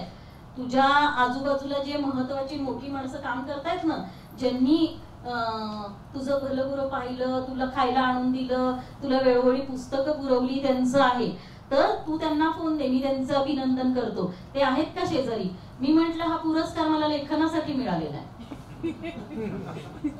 आणि तुमच्या घरी म्हटलं तुम्हाला नॅशनल लेवलचा परवा तो दुग्ध उत्पादनाचा पुरस्कार मिळाला. मी तुमच्या घरातल्या बाईंना फोन केला का? तुमची तर बिचारे म्हटलं तुम्ही बिचारे तुमची बायको लवकर वारली, तुमच्या घरी सगळं स्वयंपाकघर सांभाळतात, त्या ताईंचं मी अभिनंदन करते. तुमच्या मुलांना आणि सुनेना त्या ज्यांनी तुम्हाला सहन केलं त्यांचं अभिनंदन करते. तुम्हाला गाडीचा ड्रायव्हर तुमचा तुम्हाला पाहिजे तेव्हा तो हजर असतो, कुठेही कधी नेतो, त्यांचं अभिनंदन कर. 5 वर्ष झालं ते माझ्याशी बोलत नाही. म्हटलं असं का? म्हणजे म्हटलं तुम्ही असं बोलताय की माझ्यासारख्या व्यक्तीला मदत घ्यायला लागते कारण समाजात सोयी नाहीये, पण धडपडून आम्ही बुद्धी हीच आमची शक्ती मानून त्याचा पाठपुरावा करून नीट सगळे कष्ट करतो आहोत. आणि तुम्ही तर आता एवढंच म्हणायचं राहिलाय पेपरवाला तुला पेपर टाकतो म्हणून तुला साहित्य अकादमी मिळाला. तर म्हटलं इतर लोकांचं श्रेय मी घेणार नाही, लाटणार नाही. मी एका एनजीओतनं बाहेर आली आहे, श्रेय घेण्याचे कारभार मी पुष्कळ पाहिले, मूर्तीभंजन पाहिलेलं आहे. त्यामुळं असल्या कुरूप गोष्टी मी आयुष्यात करणार नाही. पण मी हे जरूर करीन की माझं जे यश आहे किंवा माझ्यासारख्या व्यक्तींचं जे यश आहे त्याच्यावर अन्य आरोप होऊ देणार नाही. आणि तुम्हाला हे नीट ऐकावंच लागणार. आजपर्यंत कोणीही सांगितलं नसल्यामुळं तुमचं वळण भयंकर बिघडलेलं आहे. आता लोकांना ऐकायलाच लागणार. इतकी वर्ष गॅप गेला ना शिक्षणात, आता घ्या. तर अशा प्रकारचं अंधश्रद्धा निर्मूलन वेगळ्या पातळीवर सातत्यानं मला करायला लागतं. पण गोंधळ सुद्धा होतात की काही असे हट्ट मनात तयार होतात ना की म्हणजे एखाद्या गोष्टीचा आनंद होतो तो व्हावा का नाही असं थोडस एक विचित्र संदिग्ध अशी मनस्थिती तयार होते. परवा आम्ही खरं तर काश्मीरला सहलीला जाणार होतो. मी, माझा एक मित्र अनीस नावाचा, परी कोल्हापूर पुण्यातली आणि मंदा. तर आम्ही काश्मीरचं असं सगळं कौशिककडनं वेळच्या वेळी बुकिंग करून घेतलं तर पण झाला तिथं हल्ला आणि मग आमचं सगळं रद्द करायला लागलं. पण अजून सगळं झालं नव्हतं तोपर्यंत मी असं खूप इमोशनल होऊन अनीसला आणि परीला म्हणत होते की नाही आपल्याला जायलाच पाहिजे, अशाच वेळी तर आपण तिथे जायला पाहिजे वगैरे वगैरे. आता हा नीट सुरक्षेच्या दृष्टीनं किंवा सुरक्षा यंत्रणांवर सुद्धा माझ्यासारख्या व्यक्तीचा ताण येऊ नये म्हणून मी नागरिक या अर्थानं विचार केला पाहिजे. तिकडच्या माणसांना भीतीतून बाहेर येण्यासाठी किंवा आश्वासन मिळावं म्हणून काय करायचं हा नीट थांबून करायचा विचार आहे. तिथं जाऊन उपस्थित होण्यानं आपण मदत करत नसतो हे मला कळत नव्हतं. तर मी सुरुवातीला इमोशनलच रिॲक्शन दिली आणि नंतर मग अनीस म्हणाला तू सुटशील ग, मी मुसलमान आहे, तू मारली गेलीस तर मी आयुष्यभर कशाला, तू बाई इज्जत बरी म्हणे मृत्यूला तुझ्या, माझं काय होणार. तर त्यामुळे अजिबात मी येणार नाही तुझ्या बरोबर. आणि ते करून मग कुठं तरी जायचंच होतं म्हणून आम्ही उटीला गेलो. पण मे महिन्यातल्या अखेरपासून सुरू झालेल्या पावसामुळं सगळं थांबलं आणि आम्ही काहीही करून कोइंबतूरला पोहोचलो आणि तिथून आम्हाला लगेच उटीला पोहोचायचं होतं. पण रस्ते बंद होते, लाईट्स नव्हते तिकडे. तर त्यांनी सांगितलं की 1 रात्र तुम्हाला इथेच राहावं लागेल. तर मग मंदाला आणि अनीसला इच्छा होती की ते उटीचं आदियोगीचं जे काय हे आहे तो मोठं तो 112 फूट का काहीतरी मीटर उंच ती शंकराची मूर्ती, ते कोण ते महाराज ते भाषण देतात, अतिशय महागडे कॉटनचे कपडे घालतात ते, खूप महागडे सगळे कपडे मला त्यांचे घ्यावे वाटतात. तर ते म्हणजे चेहऱ्यावर जसे सगळेच बाबा बुवा असतात, चेहऱ्यावर अत्यंत शांतता करुणा आणून असं निराकरणाचं असं भोंगळ बोलायचं असं काहीतरी ते करत असतात. कोविडच्या काळात त्यांचा भयंकर चटका लागला होता मला, की ते असा आवाज असा असा आवाज कडे बोलायचं, ते इंटरेस्टिंग होतं सगळं. कारण माझा आवाज आणि मी वरच्या पट्टीतलाच लागतो, असं खाली. तर आपल्याला आयुष्याबद्दलचा काहीतरी विचार असं होताच नाही फार वेळ.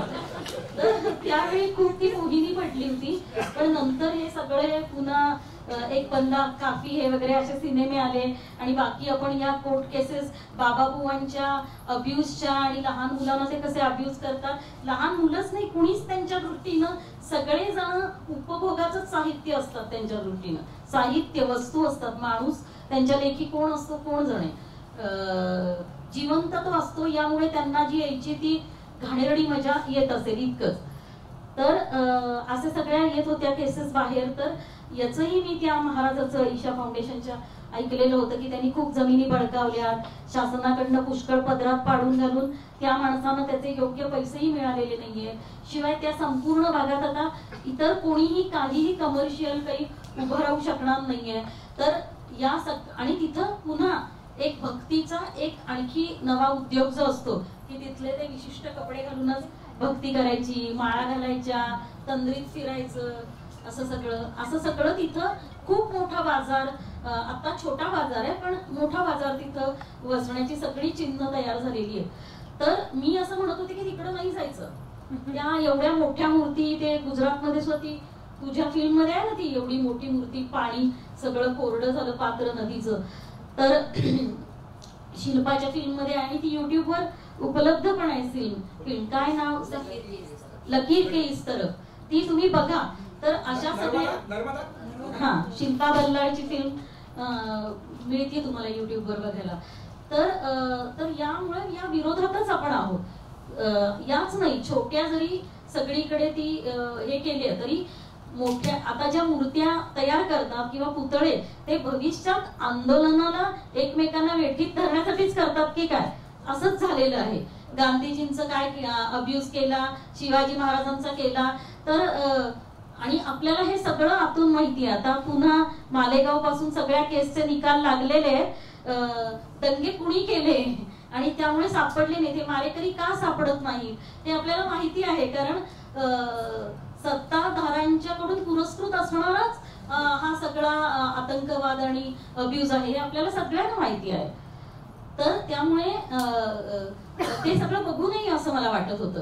पण त्यावेळी पाऊस नुकताच सुरू झाला होता. कोइंबतूर इतकं उकाड्यानी आपण हैराण होऊन असं वाटलं होतं, तर तिथे इतका वारा सुटला होता आणि मी खूप वाईट एक महिनाभर शारीरिक अवस्थेतनं चालले होते. माझं पोट सतत बिघडलं होतं, मोठे मोठे डायपर लावून मला बसावं लागलं होतं. आणि माझ्यासारख्या व्यक्तीला समजा असं झालं ना तर खूप अस्वस्थ असते ती व्यक्ती. कारण असं वाटतं की आपल्याला वास येतो, तो इतर कुणाला येतोय का, मग त्यांना आपल्यापाशी बसावं वाटणार नाही, तर मग आता काय करायचं.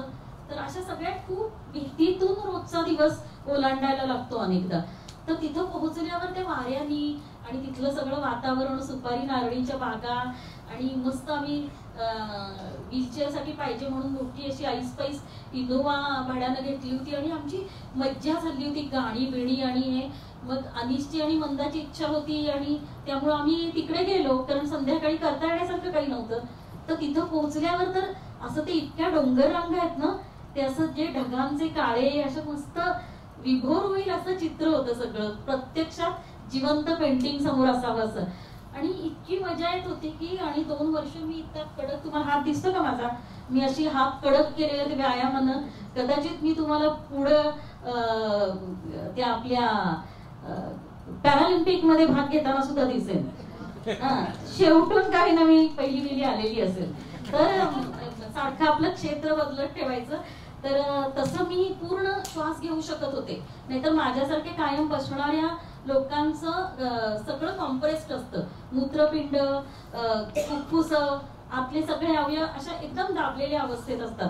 तर या व्यायामामुळे माझी बरेचसे आतले भाग असे ब्रीद करायला लागले. तर त्यामुळे मला फारच आनंद होत होता की असा मी श्वास घेतेय आणि इतकं सगळं सुंदर दिसतंय.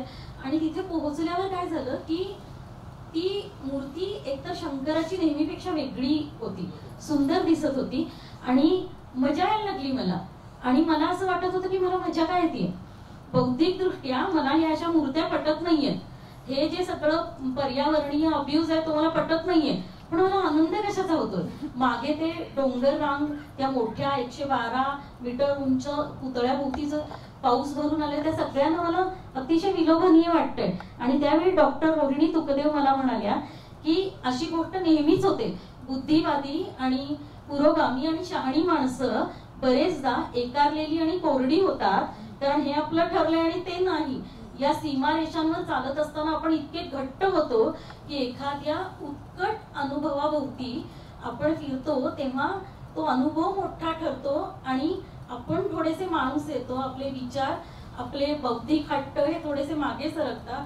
हा पराजय नव्हे, ही सौंदर्य अनुभूती आहे, हा सौंदर्य भाव आहे. आणि हा सौंदर्य भाव तुमच्यामध्ये जागा असतो तेव्हा तुमचं लॉजिक सुटलेलं असतं असं नाही. पण क्षणभरासाठी माणूस म्हणून आपण एका मोठ्या अनुभवाला शरण होऊन नंतर त्याचा विचार करणं, त्याची चिकित्सा करणं, हे 1915 साली बोझनकीट सारख्या सौंदर्यशास्त्रीनं केलंय. त्याचा अनुवाद, बोझनकीटची 3 व्याख्यानं गुगलवर उपलब्ध आहेत आणि ती कमल देसाईंनी त्याचा सुंदर अनुवाद केलाय. तर त्या व्याख्यानांच्या आधारे आम्हाला त्यांनी समजून सांगितलं आणि त्यामुळे मला कळलं की पुरोगामी असताना, बुद्धिवादी असताना, निरीश्वरवादी असताना एकारलेलं, कोरडं, भांडखोर, टणत्कार येणारं असं असण्याची गरज नाही.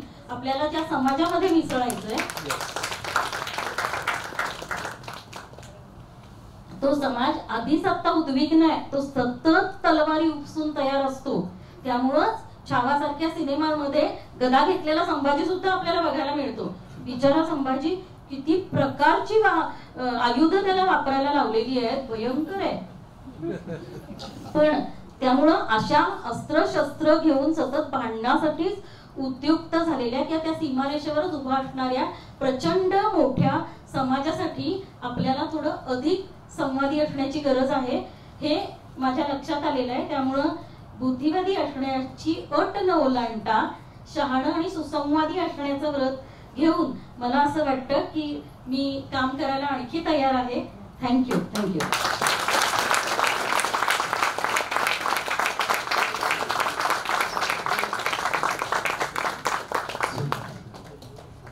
आपण ज्या हॉलमध्ये आलोय ना सोनाली, ते हॉल SM जोशींचा एक लढा होता, सप्त मधुरीत मस्त, कोणाला माहित असेल.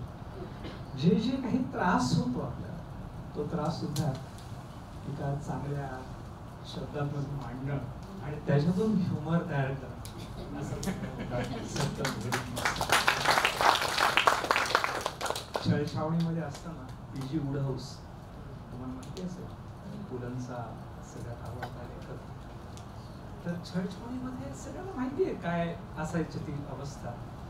तर म्हणजे दिवसभर एवढा छळ व्हायचा की मग संध्याकाळी गेल्यावरती सूप मिळायचं आणि ते सूप एवढं छान लागायचं, पहिला घोट घेतला की ते संपलेलं असायचं. अत्यंत वेदनादायी दुसऱ्या महायुद्धातलं. आंबेडकरांचा हरिजन या शब्दाला विरोध होता. तुम्ही प्रोटेक्ट करू नका, एखाद्या गोष्टीला पावित्र्य दिलं म्हणजे तुमची रिस्पॉन्सिबिलिटी कमी होते. दिव्यांग हा शब्द घाणेरडाच आहे, प्रश्नच नाही. एक मराठीचा प्रेमी म्हणून किंवा इतर भाषांचा प्रेमी म्हणून हा मुंबईची जी लोकल आहे ना, तिने तो शब्द जास्ती पॉप्युलर केलाय.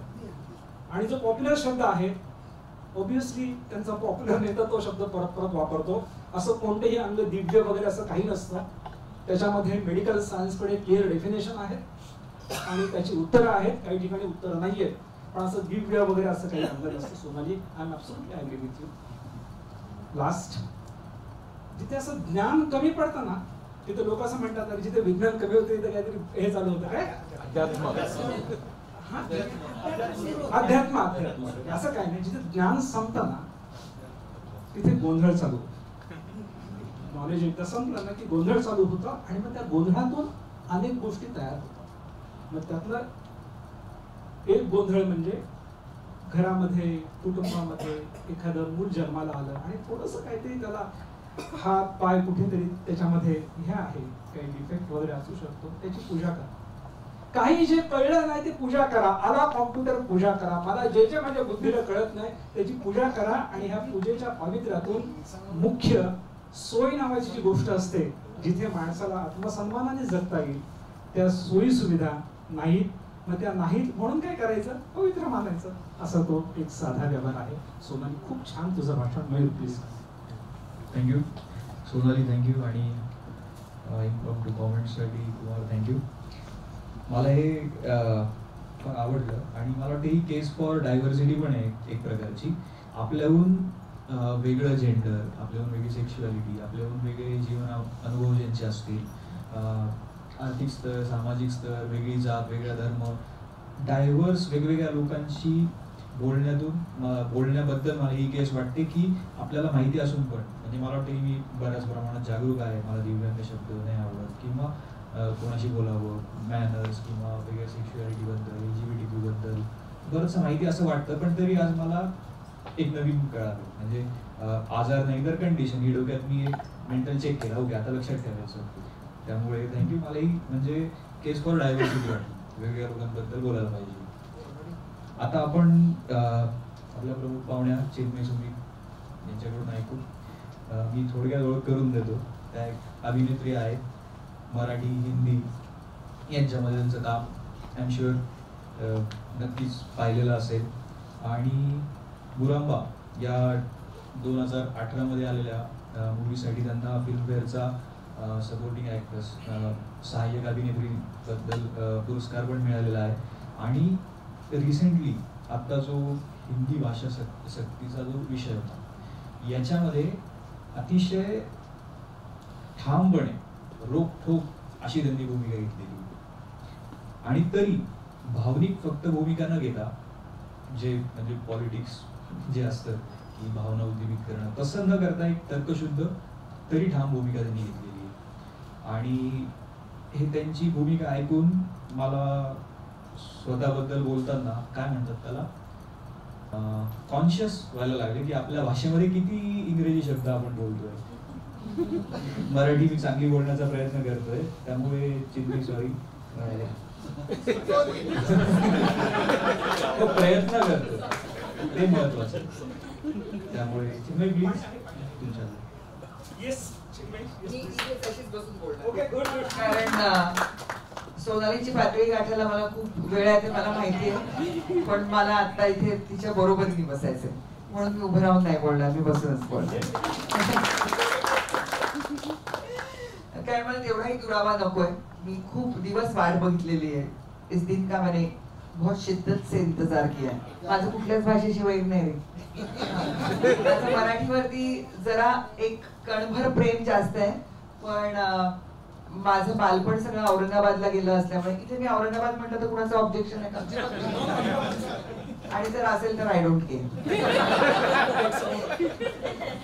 कारण मी जेव्हा जन्माला आले तेव्हापासून मी औरंगाबाद मध्ये राहिलेली आहे. त्याच्यामुळे संभाजीनगर, छत्रपती संभाजीनगर असं म्हटल्यानंतर इथे कुठलंच फुलपाखरू उडत नाही. पण औरंगाबाद असं म्हटलं की काहीतरी होतं. तर त्याच्यामुळे मी तसंच म्हणते. अजून मला फक्त काहीच वेळ अपंगत्व आणि त्याच्याशी माझी झालेली ओळख याच्याबद्दल मला बोलायचंय. आपण आधी जे तू मगाशी सांगितलंस ना डोळे बंद करून तुम्ही असं जग इमॅजिन करा, तर तसं मला बालपण मिळालं. हे माझं भाग्य आहे. मी खरं तर भाग्य वगैरे असे शब्द वापरत नाही माझ्या बोलण्यामध्ये.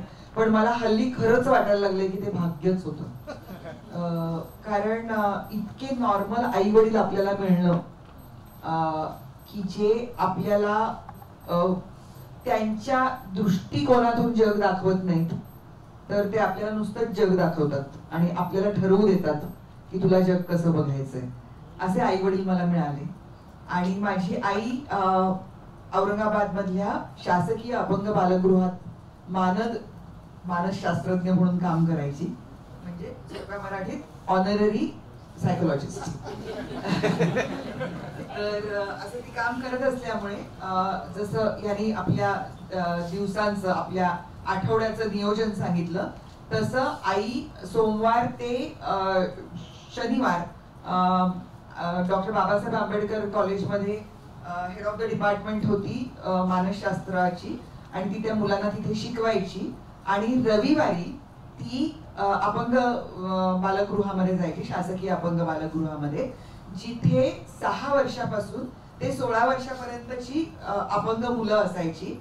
आणि ती इंटिरियर महाराष्ट्रामधून लिटरली शोधून काढलेली मुलं असायची. कारण पोलिओग्रस्त मुलांवरती इतक्या वेगवेगळ्या पद्धतीचे तंत्र मंत्र आणि सगळ्या गोष्टी केल्या जायच्या की त्यांच्यावरती जे आवश्यक शस्त्रक्रिया आहेत त्या व्हायच्या नाही त्यांनी त्यांच्या पायावरती उभं राहण्यासाठी. आणि म्हणून ही मुलं हुडकून काढून त्या मुलांना अपंग बालगृहामध्ये दाखल केलं जायचं. जिन्सी नावाच्या एका जागी ती संस्था होती आणि त्यांच्यावरती थोड्या थोड्या कालाने त्या शस्त्रक्रिया केल्या जायच्या. कारण त्या एकाच वेळेला ती शस्त्रक्रिया झाली आणि सगळं झालं असं व्हायचं नाही. आणि मग 6-6 वर्ष थोड्या थोड्या कालांतराने त्या शस्त्रक्रिया व्हायच्या. आणि त्या शस्त्रक्रिया ज्या असायच्या त्या शस्त्रक्रिया फार पेनफुल नसायच्या, पण त्याच्यानंतरचं जे रिहॅबिलिटेशन असायचं ते थोडंसं पेनफुल असायचं. त्याच्यासाठी त्यांच्या आई वडिलांना तयार करणं, त्या मुलांची मनोभूमिका तयार करणं ह्याचं काम माझी आई करायची. आणि तिथे दर रविवारी ती आम्हा दोन्ही मुलींना बरोबर घेऊन जायची. त्याच्यामुळे हे आमचं वेगळ्या पद्धतीचं शिक्षण होतं. आणि आमचे सगळे दादा लोक त्यावेळेला फक्त हा प्रश्न तेव्हा आम्हाला पडला नाही की त्याच्यामध्ये मुली का नाहीये, तिथे फक्त मुलगे असायचे. आणि त्याच बाजूला मूक बधीर असं ज्यांना म्हटलं जायचं त्यावेळेला, आता आपण प्रकर्षाने मूक आणि कर्णबधीर हा शब्द वापरतो, ही शब्द योजना आपण करतो. डेफ अँड डम असं त्या स्कूलला म्हटलं जायचं त्यावेळेला, जिथे आता आपण असं म्हणतो की ज्यांना हिअरिंग नाहीये ती मुलं असं आपण म्हणतो. तर ह्या सगळ्या जगाला फार लहानपणापासून म्हणजे जेव्हापासून म्हणजे होश समाला असं आपण म्हणतो त्या वातावरणात असल्यामुळे माझा झकी दादा जो आहे, जो माझा सगळ्यात जवळचा भाऊ आहे, ज्याच्या मुठीत माझी ईदी सुरक्षित असते. मी वर्षाच्या कुठल्याही काळात गेले की मला ईदी मिळते औरंगाबादला. तर तो जो माझा झकी दादा आहे त्याची बायको जी आहे ती म्हणजे झकी दादा हा डिफरंटली एबल्ड असेल तर ती नुसतीच एबल आहे असं जिला म्हणू आपण. अशी एक गोरी सुंदर काय म्हणू बरं अशी परिनुमा वहिनी आहे माझी. तिचे वडील हे फार मोठे पेंटर होते आणि तिने प्रेमात पडून झकीदादाच्या मागे लागून त्याच्याशी लग्न केलेलं आहे. आणि तिला 2 मुलं आहेत, जी आता जिचं एकीचं आता लग्न सुद्धा झालेलं आहे. त्याच्यामुळे अशा सुंदर निकोप वातावरणात वाढलेली मी मुलगी आहे. आई आम्हाला म्हणजे ते आता असं असतं ना की आम्ही आमच्या मुलांचे वाढदिवस 5 स्टार मध्ये न करता आम्ही अनाथालयात करतो. नका करू, काही अडलेलं नाहीये त्या मुलांचं तुमच्या वाचून. पण माझ्या आईनी आम्हाला असं सांगितलं होतं की सगळं जग बघा. आणि त्यावेळेला आम्ही असं केलं होतं 11व्या वर्षी माझ्या की आम्ही ज्या शासकीय कॉलनीमध्ये राहत होतो आम्ही सगळ्यांनी चित्र काढून ग्रीटिंग कार्ड करून विकली. आणि त्याच्यामधून जे आमच्याकडे पैसे आले त्याच्यातून त्यावेळेला पर्यावरणाचा एवढा विचारही नव्हता आणि तेवढी हानीही करत नव्हतो. त्याच्यामुळे फटाके घेऊन आम्ही आमच्या कॉलनीच्या शेजारी जे शासकीय अनाथालय होतं तिकडे जाऊन आम्ही सगळ्यांबरोबर आम्ही दिवाळी ती साजरी केली. पण त्याच्यामध्ये काही असं उदात्त वगैरे हेतू नव्हता, एक नॉर्मल हेतू होता की आपण त्या सगळ्या मुलांबरोबर आपण जाऊन ही दिवाळी करूया. आणि त्यावेळेला 11व्या वर्षी मी ठरवलं की मला बायोलॉजिकल मूल होईल किंवा न होईल ते मला माहिती नाही. माझ्यामध्ये मदर इन्स्टिंक्ट खूप स्ट्रॉंग आहे. त्याच्यामुळे माझं एक मूल बायोलॉजिकल असेल आणि माझं एक मूल जे असेल ते दत्तक असेल.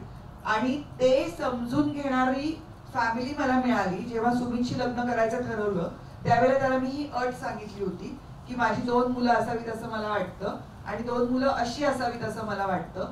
आणि अत्यंत काय बरं म्हणूया, मी होल हार्टेडली हा शब्द वापरणार नाही, अत्यंत समजुतीने तो निर्णय त्यांनी मान्य केला आणि आमची तशी 2 मुलं आता आहेत.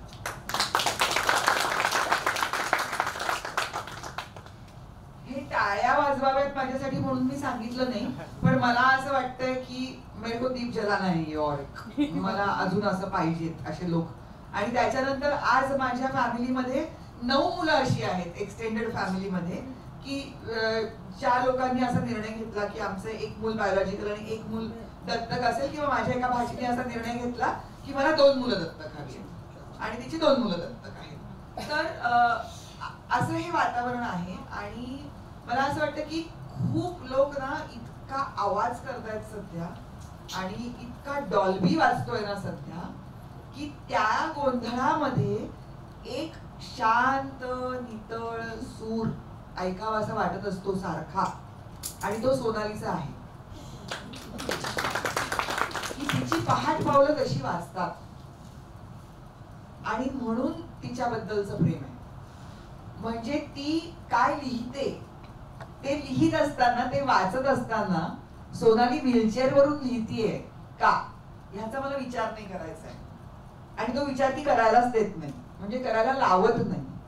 असा तिचा एक वेगळा, म्हणजे तिची आणि माझी सगळी प्रेमस्थानं सेम आहेत, म्हणजे सद्गुरूंच्या कपड्यांसकट. आता तिने हे सांगितलं नाही, पण मला ते दिसायला पण आवडतं. तर हे जे आहे ना की बरं, तिची आणि माझ्या सुराची हे पट्टी तीच आहे. आम्ही त्याच बीच मध्ये बोलतो आणि आम्ही त्याच बीच वरती खेळतो, असं आहे आमचं. तर त्याच्यामुळे हा फार कॉम्प्लेक्स येतो. कुमार बोलायला लागला ना की आपल्या आवाजाची लाजच वाटायची. तो खूप असं गोड गोड आणि शांत, तो पण तसाच बोलतो. त्याच्यामुळे खूप भीती वाटत की आता अशा सुरात आपल्याला बोलायला लागेल का, पण आणि सोनाली पहिल्यांदा बोलली त्याच्यामुळे खूप छान वाटलं. तर माझी खूप दिवसांची इच्छा होती, कारण मला ना माझी अशी चिडचिड होत होती की बालाजी सुतार मैत्री दिनाच्या दिवशी 5 फोटो टाकतात, त्याच्यात सोनालीचा फोटो टाकतात, आणि आपण नाही टाकू शकत सोनालीचा आपली मैत्रीण म्हणून फोटो, की आपण भेटलोच नाही होत तिला. कविता हा एक धागा, कविता महाजन, की कविता महाजन तिच्याबद्दल माझ्याकडे बोलली होती जेव्हा माझ्याकडे आली होती. ती जेव्हा लिहित होती पुस्तक ठकी, त्यावेळेला ती माझ्याकडे आली होती. आणि त्यावेळेला सुद्धा आमचा कॉफी पिताना आणि उपमा खाताना आमचा सोनाली हा विषय झाला होता. असं सतत सोनाली वेगवेगळ्या, म्हणजे सोनालीचं मी वाचतीये, मला सोनालीबद्दल प्रचंड आकर्षण आहे. आणि हे सगळं असताना मी आणि सोनाली भेटतच नाही होत. आणि नेमकं असं योगायोगानी असं घडतंय की आपल्याला एक पुरस्कारच तिला द्यायला मिळणार आणि आपण तिच्याबरोबर एका मंचावरती असणार आहोत. तर मी खरं हापापून घेतलेली ही संधी आहे की मला आज सोनालीला भेटायचं. बरं, ती कोल्हापूरची, मला कोल्हापूर बद्दल अतिशय प्रेम, माझ्या आई वडिलांचं प्रेम कोल्हापुरात जुळलं. आमचं सायन्स एक्सटेन्शनला घर आहे फार गोड, आणि मी सतत येत जात असते. पण तरी सुद्धा सोनालीची आणि माझी भेट होत नाही, कारण कुठलं मीडियम मिळत नाही, माध्यम मिळायला लागतं ना देवापर्यंत जायला, आवडत्या माणसापर्यंत जायला. तर ते मीडियमच मिळेल ना, आणि ते मीडियम मला ब्राईट्सनी आज मिळवून दिलं. लोअर केस ब्राईटनी मला मिळवून दिलं. त्याच्यामुळे इतकी गंमत येते मला ह्या सगळ्या गोष्टींची. आणि सोनालीला भेटण्याची अतिशय अतिशय तहान मला लागलेली होती, आणि ती माझ्या तिच्या समोर बसलेली आहे. आणि इतकं छान सोनाली बोलली, कारण खूपदा आपण इतके प्रश्न आपल्याला पडतात, पण हल्ली प्रश्न पडले की ते विचारायचं धाडस नाही आपल्यामध्ये. कारण त्याच्यानंतर म्हणजे इतक्या साध्या साध्या गोष्टी असतात. जसं मला कॅलिपरच्या बद्दल मला भयंकर विश्वास वाटतो, की कारण माझे जे भाऊ जे असे खाली बसून चालतायत असं असायचं, आणि खरं भाऊच होते तेव्हा ते. म्हणजे त्यावेळेला मला मैत्र हा शब्द आणि स्नेह हा शब्द जास्त चांगला आहे हे मला जाणवत नव्हतं. त्यावेळेचे ते माझे सगळे दादा लोक होते, कारण ते सगळे माझ्या वयाने मोठे होते. ते त्याच्यानंतर कॅलिपर घालून थोड्या दिवसांनी स्पर्धेत भाग घेतात आणि ते चालतात, आणि ते कॅलिपर लावताना खूप दुखतं. आणि तो जो सगळा प्रवास आहे तो मी बघितल्यामुळे मला वाटतं की त्याच्याबद्दल ना कणव नाहीये माझ्या मनामध्ये. मला त्याच्याबद्दल ते तुम्हाला समर्थ करतात हे मला माहिती आहे. त्याच्यामुळे ते पेन वाटून घेण्यासाठी मला काय करता येईल ते मी तुमच्या बरोबर करते, अशीच भावना फार लहानपणी तो संस्कार झालेला असल्यामुळे मला त्याच्याबद्दल फार कृतज्ञता आहे. मला व्हीलचेअर बद्दल अत्यंत कृतज्ञता आहे की मला फार छान वाटतं की ह्याच्यामुळे लोक पोहोचू शकतायत कुठे या गोष्टींनी. आता हे सगळं मला वाटतं की ह्याच्याबद्दल खूप बोलून झालं. आता मला फक्त सोनालीचं लेखक म्हणून कौतुक करायचं आहे की कौतुक पण नाही करायचंय, कृतज्ञताच व्यक्त करायची. कारण मला असं वाटतं की ती तिच्या व्हीलचेअर वरून पोहोचली नसेल इतक्या ठिकाणी ती जे पोहोचतीये ना, किंवा मी प्रवास करून पोहोचत नाहीये, मी ऍक्टर म्हणून मी पोहोचत नाहीये, मी ऍक्टिव्हिस्ट म्हणून पोहोचत नाहीये, तितक्या मनांपर्यंत आणि हृदयापर्यंत जे सोनाली पोहोचते आहे. आणि मला एवढी कमाल वाटते तिच्या सुराची, ती ज्या सुरात लिहिते त्याची. म्हणजे जी घराणी असतात ना, की जयपूर घराणं असं की राणा घराणं असं, गायनातली जी असतात त्याच्यातलं मला वाटतंय अत्यंत संयत, समजूतदार आणि ठाम सूर हे हिचं घराणं. आणि त्या सुरात ती सतत लिहित असते. आणि मला इतकी गंमत वाटते की माझे काही मित्र आहेत, म्हणजे मी सोनालीचं म्हणजे आता ते वर्तमानपत्र माझ्या घरात येत नसल्यामुळे मला ते सदर ताजं वाचता येत नाही. त्याच्यामुळे ती जे शेअर करते ते मी तिला फॉलो करते, त्याच्यामुळे मला वाचायला मिळतं. आणि त्याच्या खाली लोकांच्या मी कमेंट्स वाचत असते. आणि त्याच्यामध्ये माझे काही मित्र आहेत जे अत्यंत आगाऊ स्वरात एरवी बोलत असतात. एक आहे तो इथलाच लेखक आहे पुण्यातला, ब्रो आहे तो आपला. तर तो जो एक ब्रो आहे तो एरवी फार वेगळ्या सुरात बोलतो आणि आगाऊपणे बोलत असतो. पण तो सोनालीच्या सदराबद्दल बोलताना, तिने घेतलेल्या मुलाखतीबद्दल बोलताना तो अचानकपणे तिचा सूर लावतो. आणि मला वाटतं हे तिचं फार मोठं श्रेय आहे की ती तुमच्या विचारांचा सूर बदलते. ती तुमचा विचार नाही बदलत, ती तुम्हाला उलट विचार करायला लावते आणि ती तुमच्या विचारांचा सूर बदलते. हे मला वाटतं तिचं फार मोठं श्रेय आहे, जे मला फार आकर्षक वाटतं, मला त्याचं फार अप्रूप वाटतं. आणि म्हणून मला आज सोनाली बरोबर इथे मंच शेअर करता येतोय, याचा खूप आनंद आहे. मी शुभेच्छा देत नाही, मी नेहमीच सदिच्छा देते. मला असं वाटतं की आता आपण जो शब्द योजतो, जो विचार करतो, माझा भाषेबद्दलचा आग्रह का असतो ते मी तुला सांगते. तो ह्याच्यासाठी आहे की भाषा तुम्हाला फार समर्थ बनवते. परवा दिवशी संभाजी भगत एक फार गोड वाक्य बोलले. ते मला म्हणले, भाषे इतकं पुरोगामी काही नसतं. आणि तेव्हापासून गेले 3 दिवस मी त्याच्यावरती विचार करते आणि मला ती गोष्ट खूप मान्य आहे की भाषा तुम्हाला म्हणजे बाकीचे लोक जे भाषा वापरतात ते तुम्हाला कॅटेगराईज करतात, पण भाषा तुम्हाला कॅटेगराईज नाही करत. ती तुम्हाला कप्प्यामध्ये नाही लोटत. ती म्हणते तुम्ही मला वापरा. ती मुक्त असते, ती प्रवाही असते.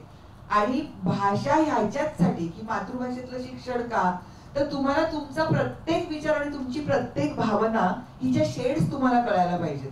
कारण त्या तुम्हाला जितक्या कळायला लागतात तितके तुम्ही एक सर्वांगीण आणि विकसित व्यक्तिमत्व होता असं मला वाटतं. आणि म्हणून मला असं वाटतं की त्या भाषेचा नाद लावणारी ही बाई आहे आणि ती तुम्हाला त्या नादात तुम्हाला विचार करायला लावणारी. आजचे दिवस सगळे असे आहेत की विचाराला भावनेचं अस्तर पाहिजे आणि भावनेला विचाराचं अस्तर पाहिजे. आणि त्याच्यामुळे मला असं वाटतं ही चळवळी मुलगी आहे, ही आंदोलक आहे आणि ती ते इतक्या शांतपणे ती करते आहे आणि ती पिढी घडवते आहे. त्याच्याबद्दल तुझं खूप खूप आभार, तुझे कौतुक नाहीच. मी सोनालीपेक्षा वयाने मोठी असणार आहे, पण तरी सुद्धा काय मला आभार मानायला नाही, किती असू देस, मी 54 वर्षाची आहे. तर मी तिचे आभार मानायला, तिचे हात हातात घेऊन तिला सदिच्छा द्यायला मी इथे आलेली आहे.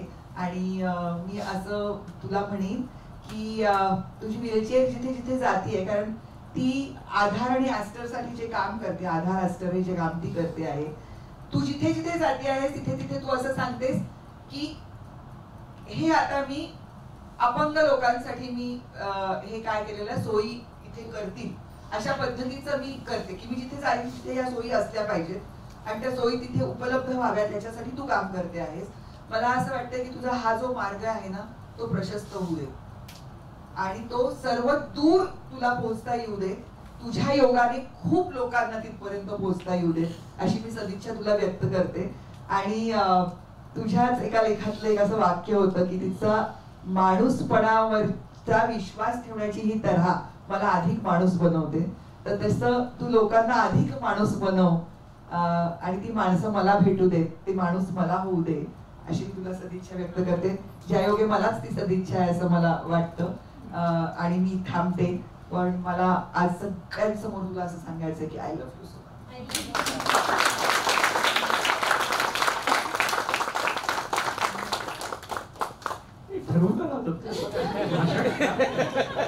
अरे जे ठरवून आणि लिहून खूप नेटाने लिहून आणलं होतं ते तिथेच राहिलं. थोडी ताईगिरी झाली ना, म्हणजे एखाद्याचं अप्रिशिएशन किंवा मनापासून कसं करावं ते मयूर बोलेलच. पण मला असं वाटतं की आपल्या या चिन्मयी यांच्या भाषणाबद्दल मयूर बोलेलच. आपल्या या सभागृहामध्ये एक उत्तम ज्याला कलाकार म्हणतो अभिजित कलाकार, त्यांनी यावं, 2 तास फक्त बसावं असं आपलं काही हिताचं आहे मला वाटत नाही. मयूरच्या ह्याच्यानंतर मला वाटतं की सुमितने 2 शब्द बोलावे पुढे येऊन, आणि कसं वाटलं एवढं जरी अभिप्राय द्यावा. एवढा मोठा अभिनेता आपल्या सोबत आहे आणि निवड बसावं म्हणजे मला ते आधीच वाटायला लागलं. आणि जाताना वय पण सांगावं. मी म्हटलं ना मी त्याला कसला मोठा माझ्यापेक्षा 6 महिन्यांनी लहानच.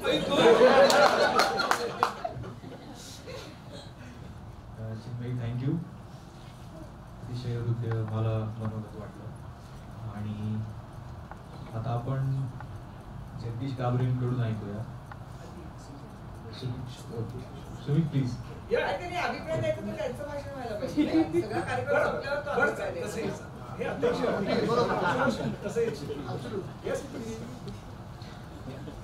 सर्वांचे लाडके आणि मला वाटतं त्यांच्या भाषेत त्यांचा शब्द आहे संगोड्यांचे दोडके.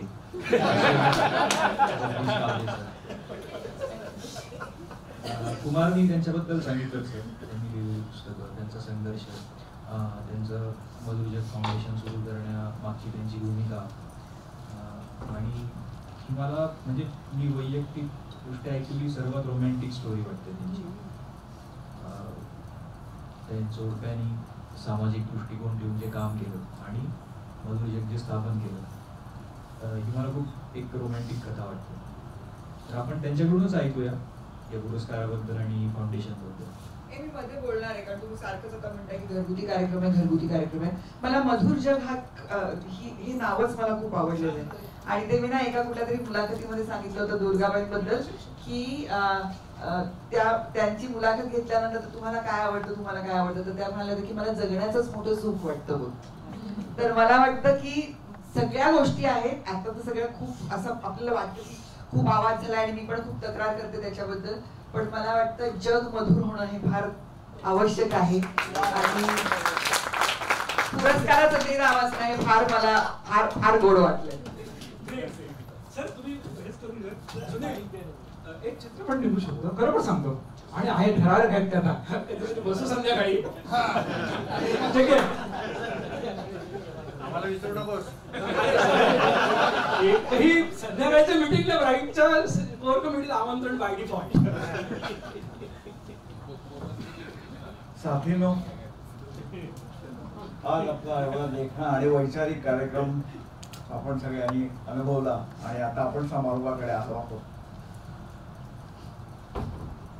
मला मुळातच मधुरजग फाउंडेशन याची एक तुम्हाला थोडीशी निर्मिती कशी झाली त्याची कथा सांगायची आहे.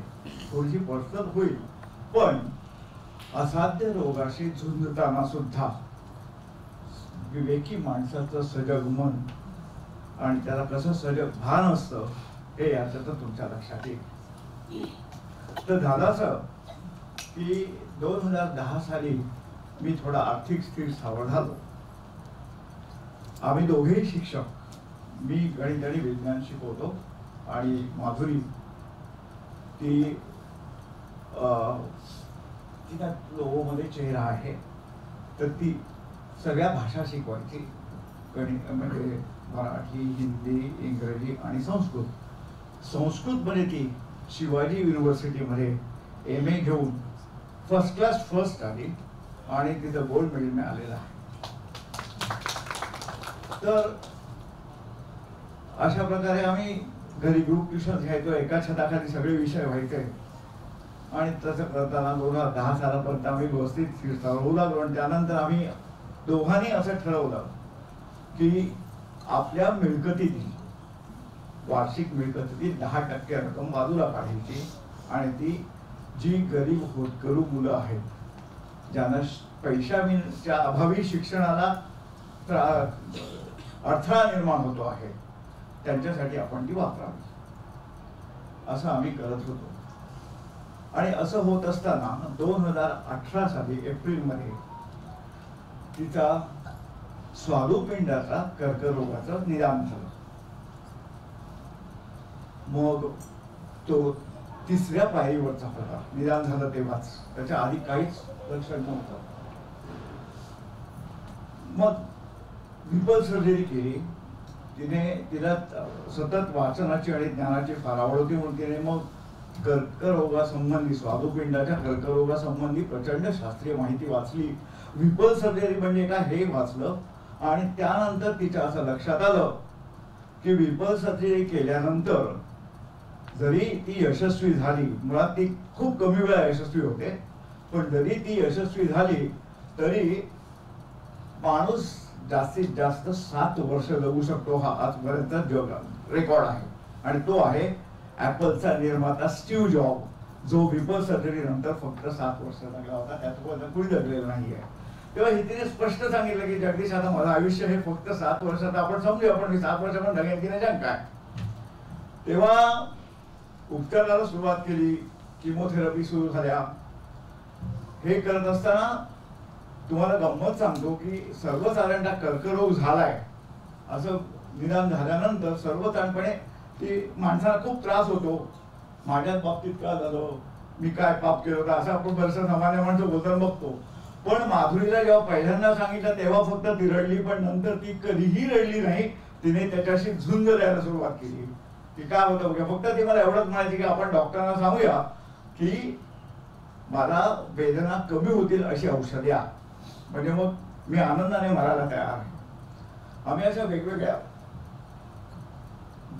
गप्पा मारत होतो. आणि ज्यावेळेला ती म्हणाली की जगदीश, आता आपण, मी तर काय फार दिवसाची सोबती नाहीये, पण आपण हे जे काही कमवलेलं आहे हे आपण त्यात थोडंफार देतो करतच आहोत, पण एक स्थायी स्वरूप त्याला मिळायला हवंय, तर काय करायला. मग मी तिला म्हटलं की आपण असा एखादा ट्रस्ट तयार करू शकतो. तर ती म्हणाली ठीक आहे, आपण वाचताना काही रक्कम देऊन उरलेली आपण तसं हे करू शकतो. पण तिला म्हटलं नाही, आता तुझं कॅन्सरचं जे निदान आहे त्याच्यावरचे उपचार चालू आहेत, ते किती खर्च होईल आपल्याला माहित नाही, त्यानंतर आपण बघू. किती सहजपणे ती बोलली माहितीये. ठीक आहे, मी गेल्यानंतर कर.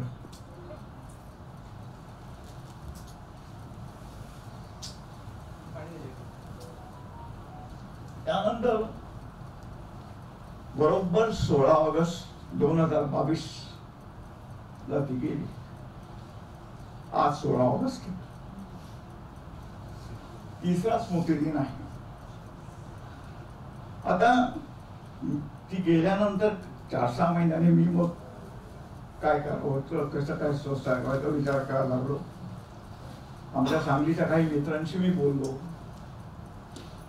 आणि मग ज्यांना ट्रस्टचा अनुभव आहे असे माझे मित्र कुमार मागे यांना म्हटलं आपण काहीतरी करूया. आणि त्यांनी ती कल्पना उचलून धरली. आणि मग ट्रस्टचं सगळं बाळंतपण ज्याला म्हणतात ते कुमार मागेने केलं. म्हणजे रजिस्ट्रेशन करणं, धर्माला एका पाठपुरावा करणं, त्या ट्रस्टची आपण जी घटना बनवतो त्याच्यामध्ये उद्देश आणि कार्य आणि हे सगळं सांगताना शब्दांची योजना काटेकोरपणे करणं, हे सगळं त्यांनी व्यवस्थितपणे केलं. आणि अथपासून इथपर्यंत त्याचा संपूर्ण सहभाग असल्यामुळे मी बऱ्यापैकी निश्चिंत होतो. आणि त्याच्या जोडीला एकदा ट्रस्ट स्थापन झाल्यावर वर्ष लागला आम्हाला. ट्रस्ट स्थापन झाल्यानंतर मग ट्रस्टचा लोगो काय असावा असा विचार आला. मग म्हटलं ट्रस्टच्या लोगोमध्ये माधुरीचा चेहरा असेलच, पण त्याचबरोबर तिचे विचार आणि सामाजिक जाणीवा असणारे विचार असे त्या ट्रस्टमध्ये असतील. आणि त्यामुळे आपण ते लिहिलेले आहेत, स्वातंत्र्य, समता, न्याय आणि निर्भयता. हे तिथे स्वतःचे असे जगण्याची हे होती, वृत्ती होती आणि ही सामाजिक जाणीव पण तिच्या मनामध्ये होती. तर अशा पद्धतीने लोगो तयार केला. माधुरी ही खऱ्या अर्थाने माझी नुसतीच सहचारिणी नव्हती, लौकिक अर्थाने बायको जरी असली तरी शेवटपर्यंत ती माझी मैत्रीण आणि प्रेयसी होती. आम्ही कधीच तुम्हाला बायको म्हणून जगलो नाही. तर अशी ही मधुर जगची कल्पना. आता मधुर जग हे नाव कसं आलं मगाशी म्हणाल्या, तर माधुरीतला मधुर आणि जगदीश मधला जग असं एकत्र करून आम्ही मधुर जग फाउंडेशन. कारण आम्हा दोघांनाही असं वाटत होतं की आजचं जग जे आहे त्यापेक्षा जी माणसं समाजात झोकून देऊन काम करतायत त्यांच्यासाठी आपण त्यांना प्रोत्साहनपर काही केलं आणि त्यांना आणखीन बढावा दिला, तर अशा प्रकारे भविष्यातलं जग का होईना पण मधुर जग निर्माण होईल. तर अशा पद्धतीने मधुर जगची ही जन्मकथा आहे. आता महत्वाचं मला जाहीरपणात पहिल्यांदा सांगायचं की कुमार नागे याच्यामुळे हे फाउंडेशन मोठ्या प्रमाणात व्यवस्थित मूळ धरू शकलेलं आहे आणि यापुढे तो ते चांगल्या पद्धतीने करणार आहे, म्हणून त्याचे सर्वप्रथम मी जाहीर आवाज मानतो. आणि महत्वाचं म्हणजे आमचे 2 सहकारी, एक मयूर कुलकर्णी आणि दुसरा अक्षय. पुढे गेला तो अक्षय आहे का रे? जरा अक्षयला बोलवा. अक्षयला बोला. बोला. काय करतो तुम्हाला मुलगा आहे. तर हा अक्षय जो आहे त्याने संपूर्णपणे आमच्या ट्रस्ट आर्थिक निगुती कशी निगुती करावी तर या अक्षयने ते संपूर्ण काम केलेलं आहे. आणि मयूरचं वैशिष्ट्य असं आहे की तो कुठलंही काम करताना बोलत नाही फार, पण न बोलता सतत असं व्यवस्थितपणे मांडणी करत असतो की त्यावेळेला व्यवस्थित सतत कामात असतो तो या बाबतीत. त्यामुळे त्यातही मला कौतुक वाटतं की न बोलता काम कसं करावं हे शिकावं ह्याच्याकडनं. तर अशा प्रकारे ही 3 मंडळी आहेत ही आमच्या मधुर जग फाउंडेशनचे आधारस्तंभ आहेत असं म्हणायला हवे. आणि आता मी ही वयस्कर झालेलो आहे, केव्हा काय होईल सांगता येत नाही, त्यामुळे मला सगळ्या मधुर जगच्या डोलाला ह्याला सांभाळायचा आहे. आणि ही मधुर जग फाउंडेशन समाज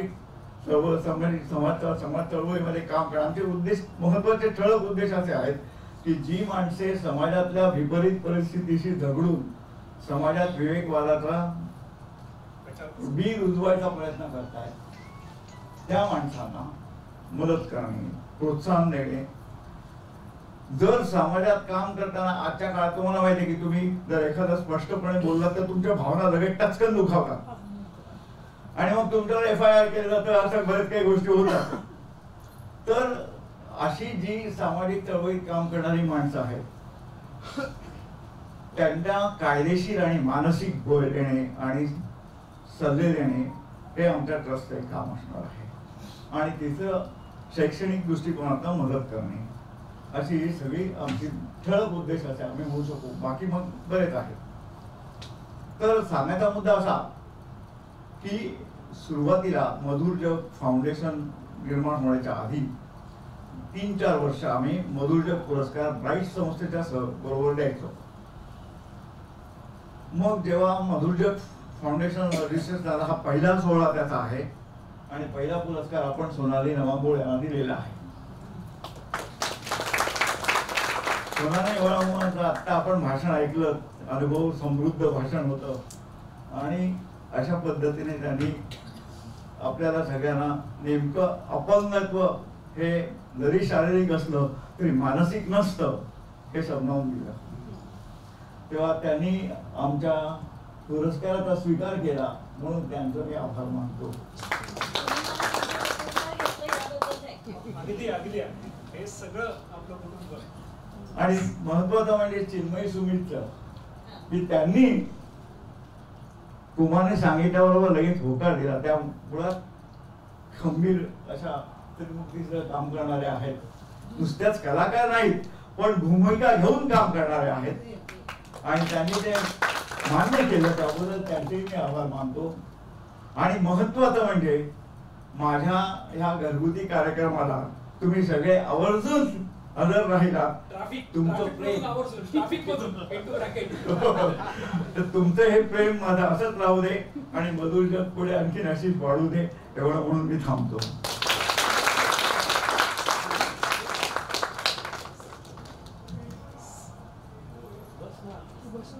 बस तू बस रे. Thank you sir. मला वाटतं कार्यक्रमाचा समारोप आपण करू आणि त्यापूर्वी फक्त एक जाहीर करतो की नागपूरमध्ये म्हणजे वर्ध्याला यावर्षी नोव्हेंबरमध्ये नॅशनल अथेइस्ट कॉन्फरन्स आपण घेतो आहोत. म्हणजे नास्तिक मेळावा, नास्तिक परिषद ही यावर्षी नोव्हेंबरमध्ये वर्ध्याला सेवाग्राममध्ये आपण घेतो आहोत. त्याच्या तारखा मी सांगतो.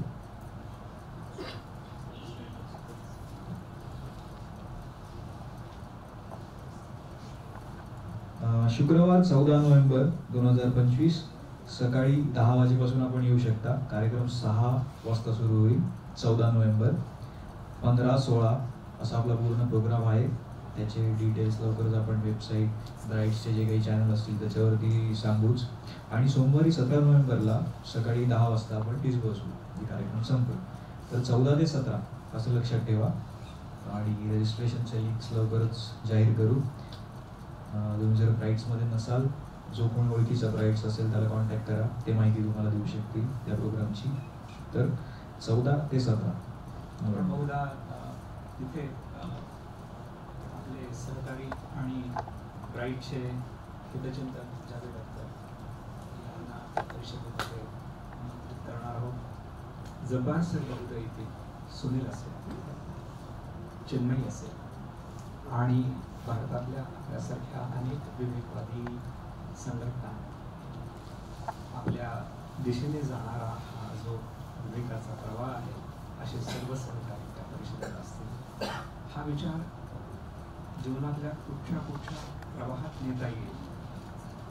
कलेमध्ये, क्रीडेमध्ये, जिथे जिथे शक्य आहे तिथे हा देता येईल. मी काही प्रमुख पाहुण्यांना आपला कार्यक्रम झाल्यानंतर एक छोटंसं गिफ्ट देणार आहे. या आधीच्या कार्यक्रमाची त्यांना माहिती होण्यासाठी ब्राईट सोसायटीतर्फे आम्ही नास्तिकता किंवा ज्याला आपण काय म्हणतो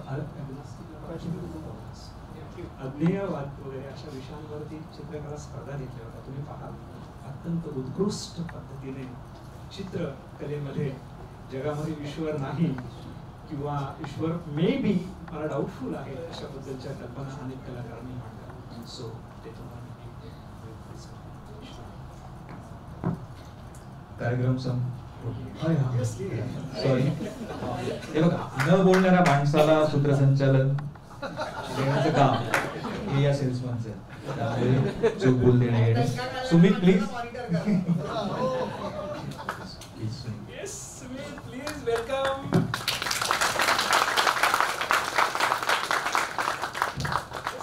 नमस्कार. फार वेळ घेणार नाही. मी मगाशी जेव्हा रंगमंचावर म्हणजे व्यासपीठावर बोलवलं तेव्हाच मी सुनीलला म्हणालो की आगंतुक आहोत आपण, आणि आता तर म्हणजे बोलायलाच तुम्ही मला भाग पाडलं.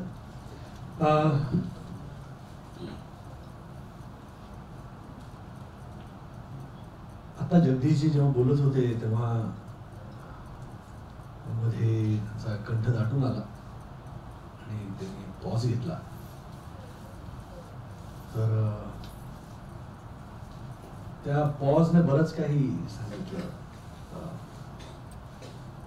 तुमच्या प्रेयसीबद्दल, तुमच्या मैत्रीबद्दल, आयुष्याला आपण कसे सामोरे जातो किंवा आयुष्याला आपण किती सिरियसली घेतो हे फार महत्वाचं आहे.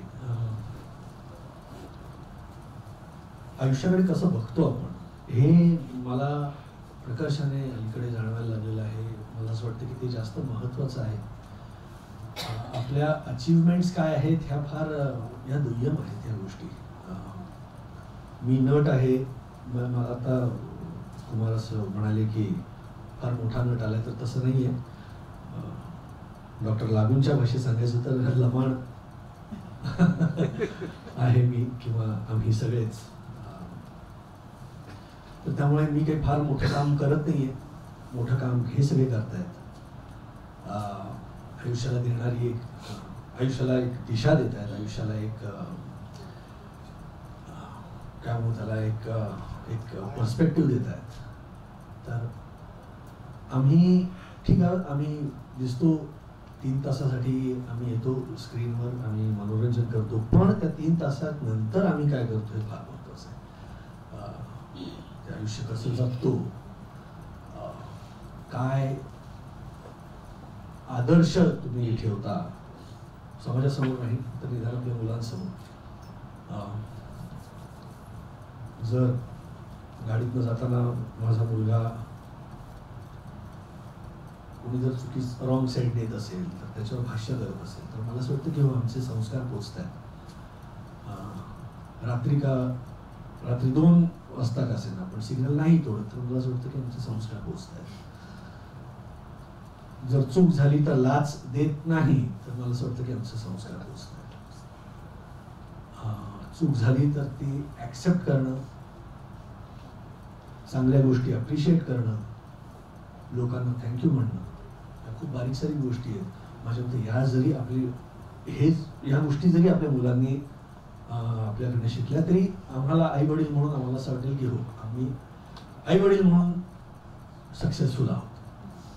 तर मला असं वाटतं की माधुरीताई काय, आज त्यांचा 3रा स्मृती दिवस आहे.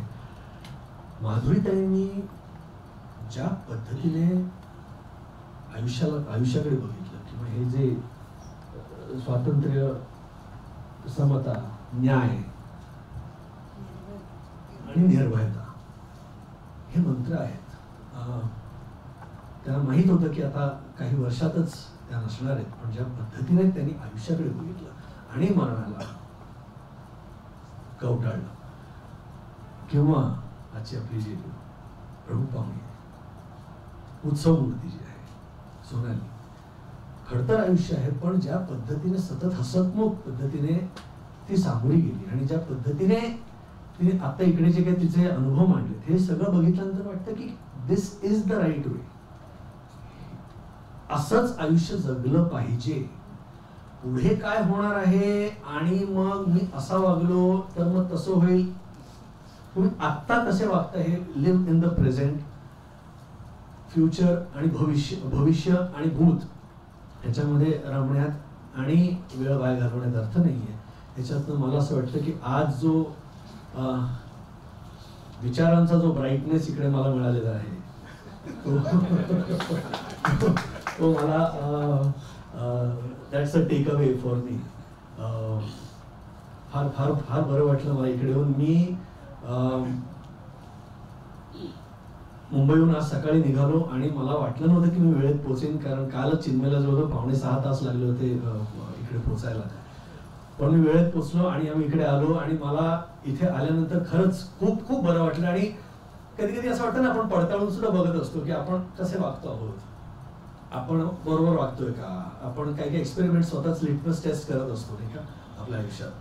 तर मी सतत पडताळून बघत होतो की हा इथे मी टिक मार्क करतो, इथे मी टिक मार्क करतो, की ती कंडिशन आणि आजार ह्याच्यामध्ये हे मला माहित होतं जसं मयूर पण म्हणाला. त्यामुळे थँक्यू की हे मला हा एक माझ्यासाठी एक नवीन you learn something every day. तर आणि बोलायची पट्टी मी मुद्दाम अशीच ठेवलेली आहे.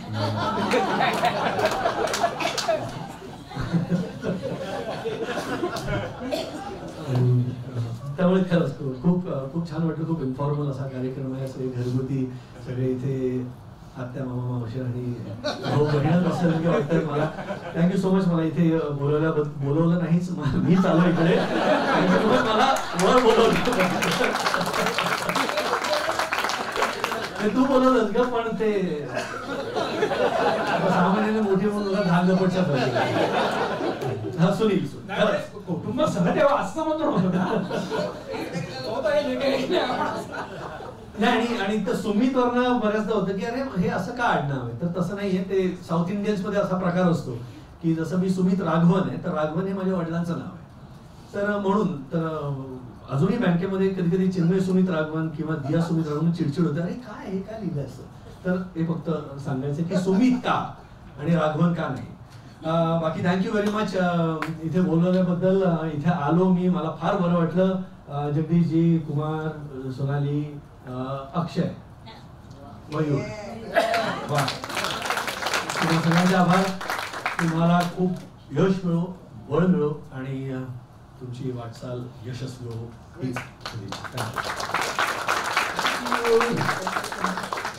हा आता वरती छान म्हणजे ते म्हणतात ना की असं थोडस जेवण झाल्यावरती स्वीट डिश कशी तसं तसं छान मस्त 5-10 मिनिटं मस्त वाटतं. एक परिवार आहे, ब्राईट सोसायटी. आम्ही ईश्वर त्या गोष्टीबद्दल स्पष्ट भूमिका घेतो. ऍट द सेम टाइम एक माणूस म्हणून त्याच्या सोबत असणारी सहृदयता की कधीही त्याच्यामध्ये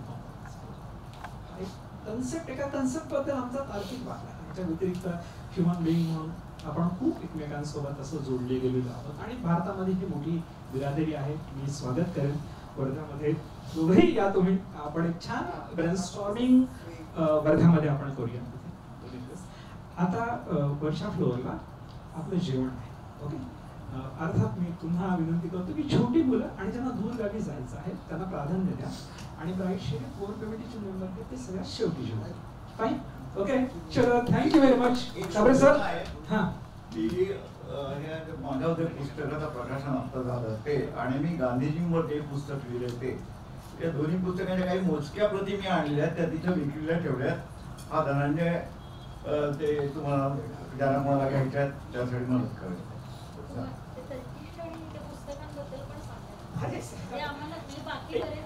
काय आहे तुम्हाला सांगतो की आपण हे करत असताना बाकीच्या आपल्या ज्या ऑर्गनायझेशन होत्या आधीच्या त्यांच्याकडून झालेल्या चुका ब्राईटतर्फे आपण करणार नाही असं आपण ठरवतो. त्यामुळे झालेल्या कामाचं डॉक्युमेंटेशन म्हणजे आजचा जो प्रोग्राम झाला त्याचं व्यवस्थित डॉक्युमेंटेशन होईल. ब्राईटच्या गेल्या 10 वर्षाचं डॉक्युमेंटेशन करताना आपल्या हातामध्ये 2 पुस्तकं मिळाली.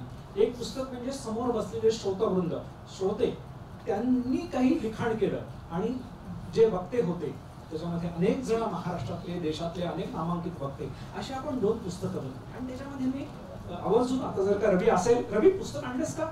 रवी आला का? रवी आमले. तर मी सांगितलं होतं की ब्राईटचे 50-50 कॉपीज आण म्हणजे तुम्हाला कळेल की आपला हा प्रवास कसा झाला.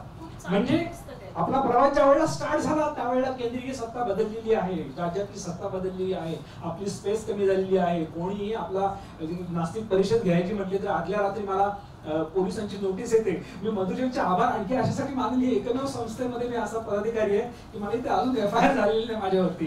माझ्या ते FIR होतात.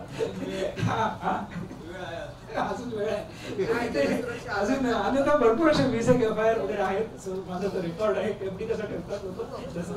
सो ह्या प्रवासामध्ये आपण ते लिहिलं आणि आवर्जून मिळाली ना पुस्तकात रवी असेल तर आम्ही सांगितलं होतं आणि ही पुस्तकं तर पहा. तो पूर्ण आपला एक ईगल व्ह्यू, हेलिकॉप्टर व्ह्यू त्याच्यामध्ये आपण घेतलेला आहे.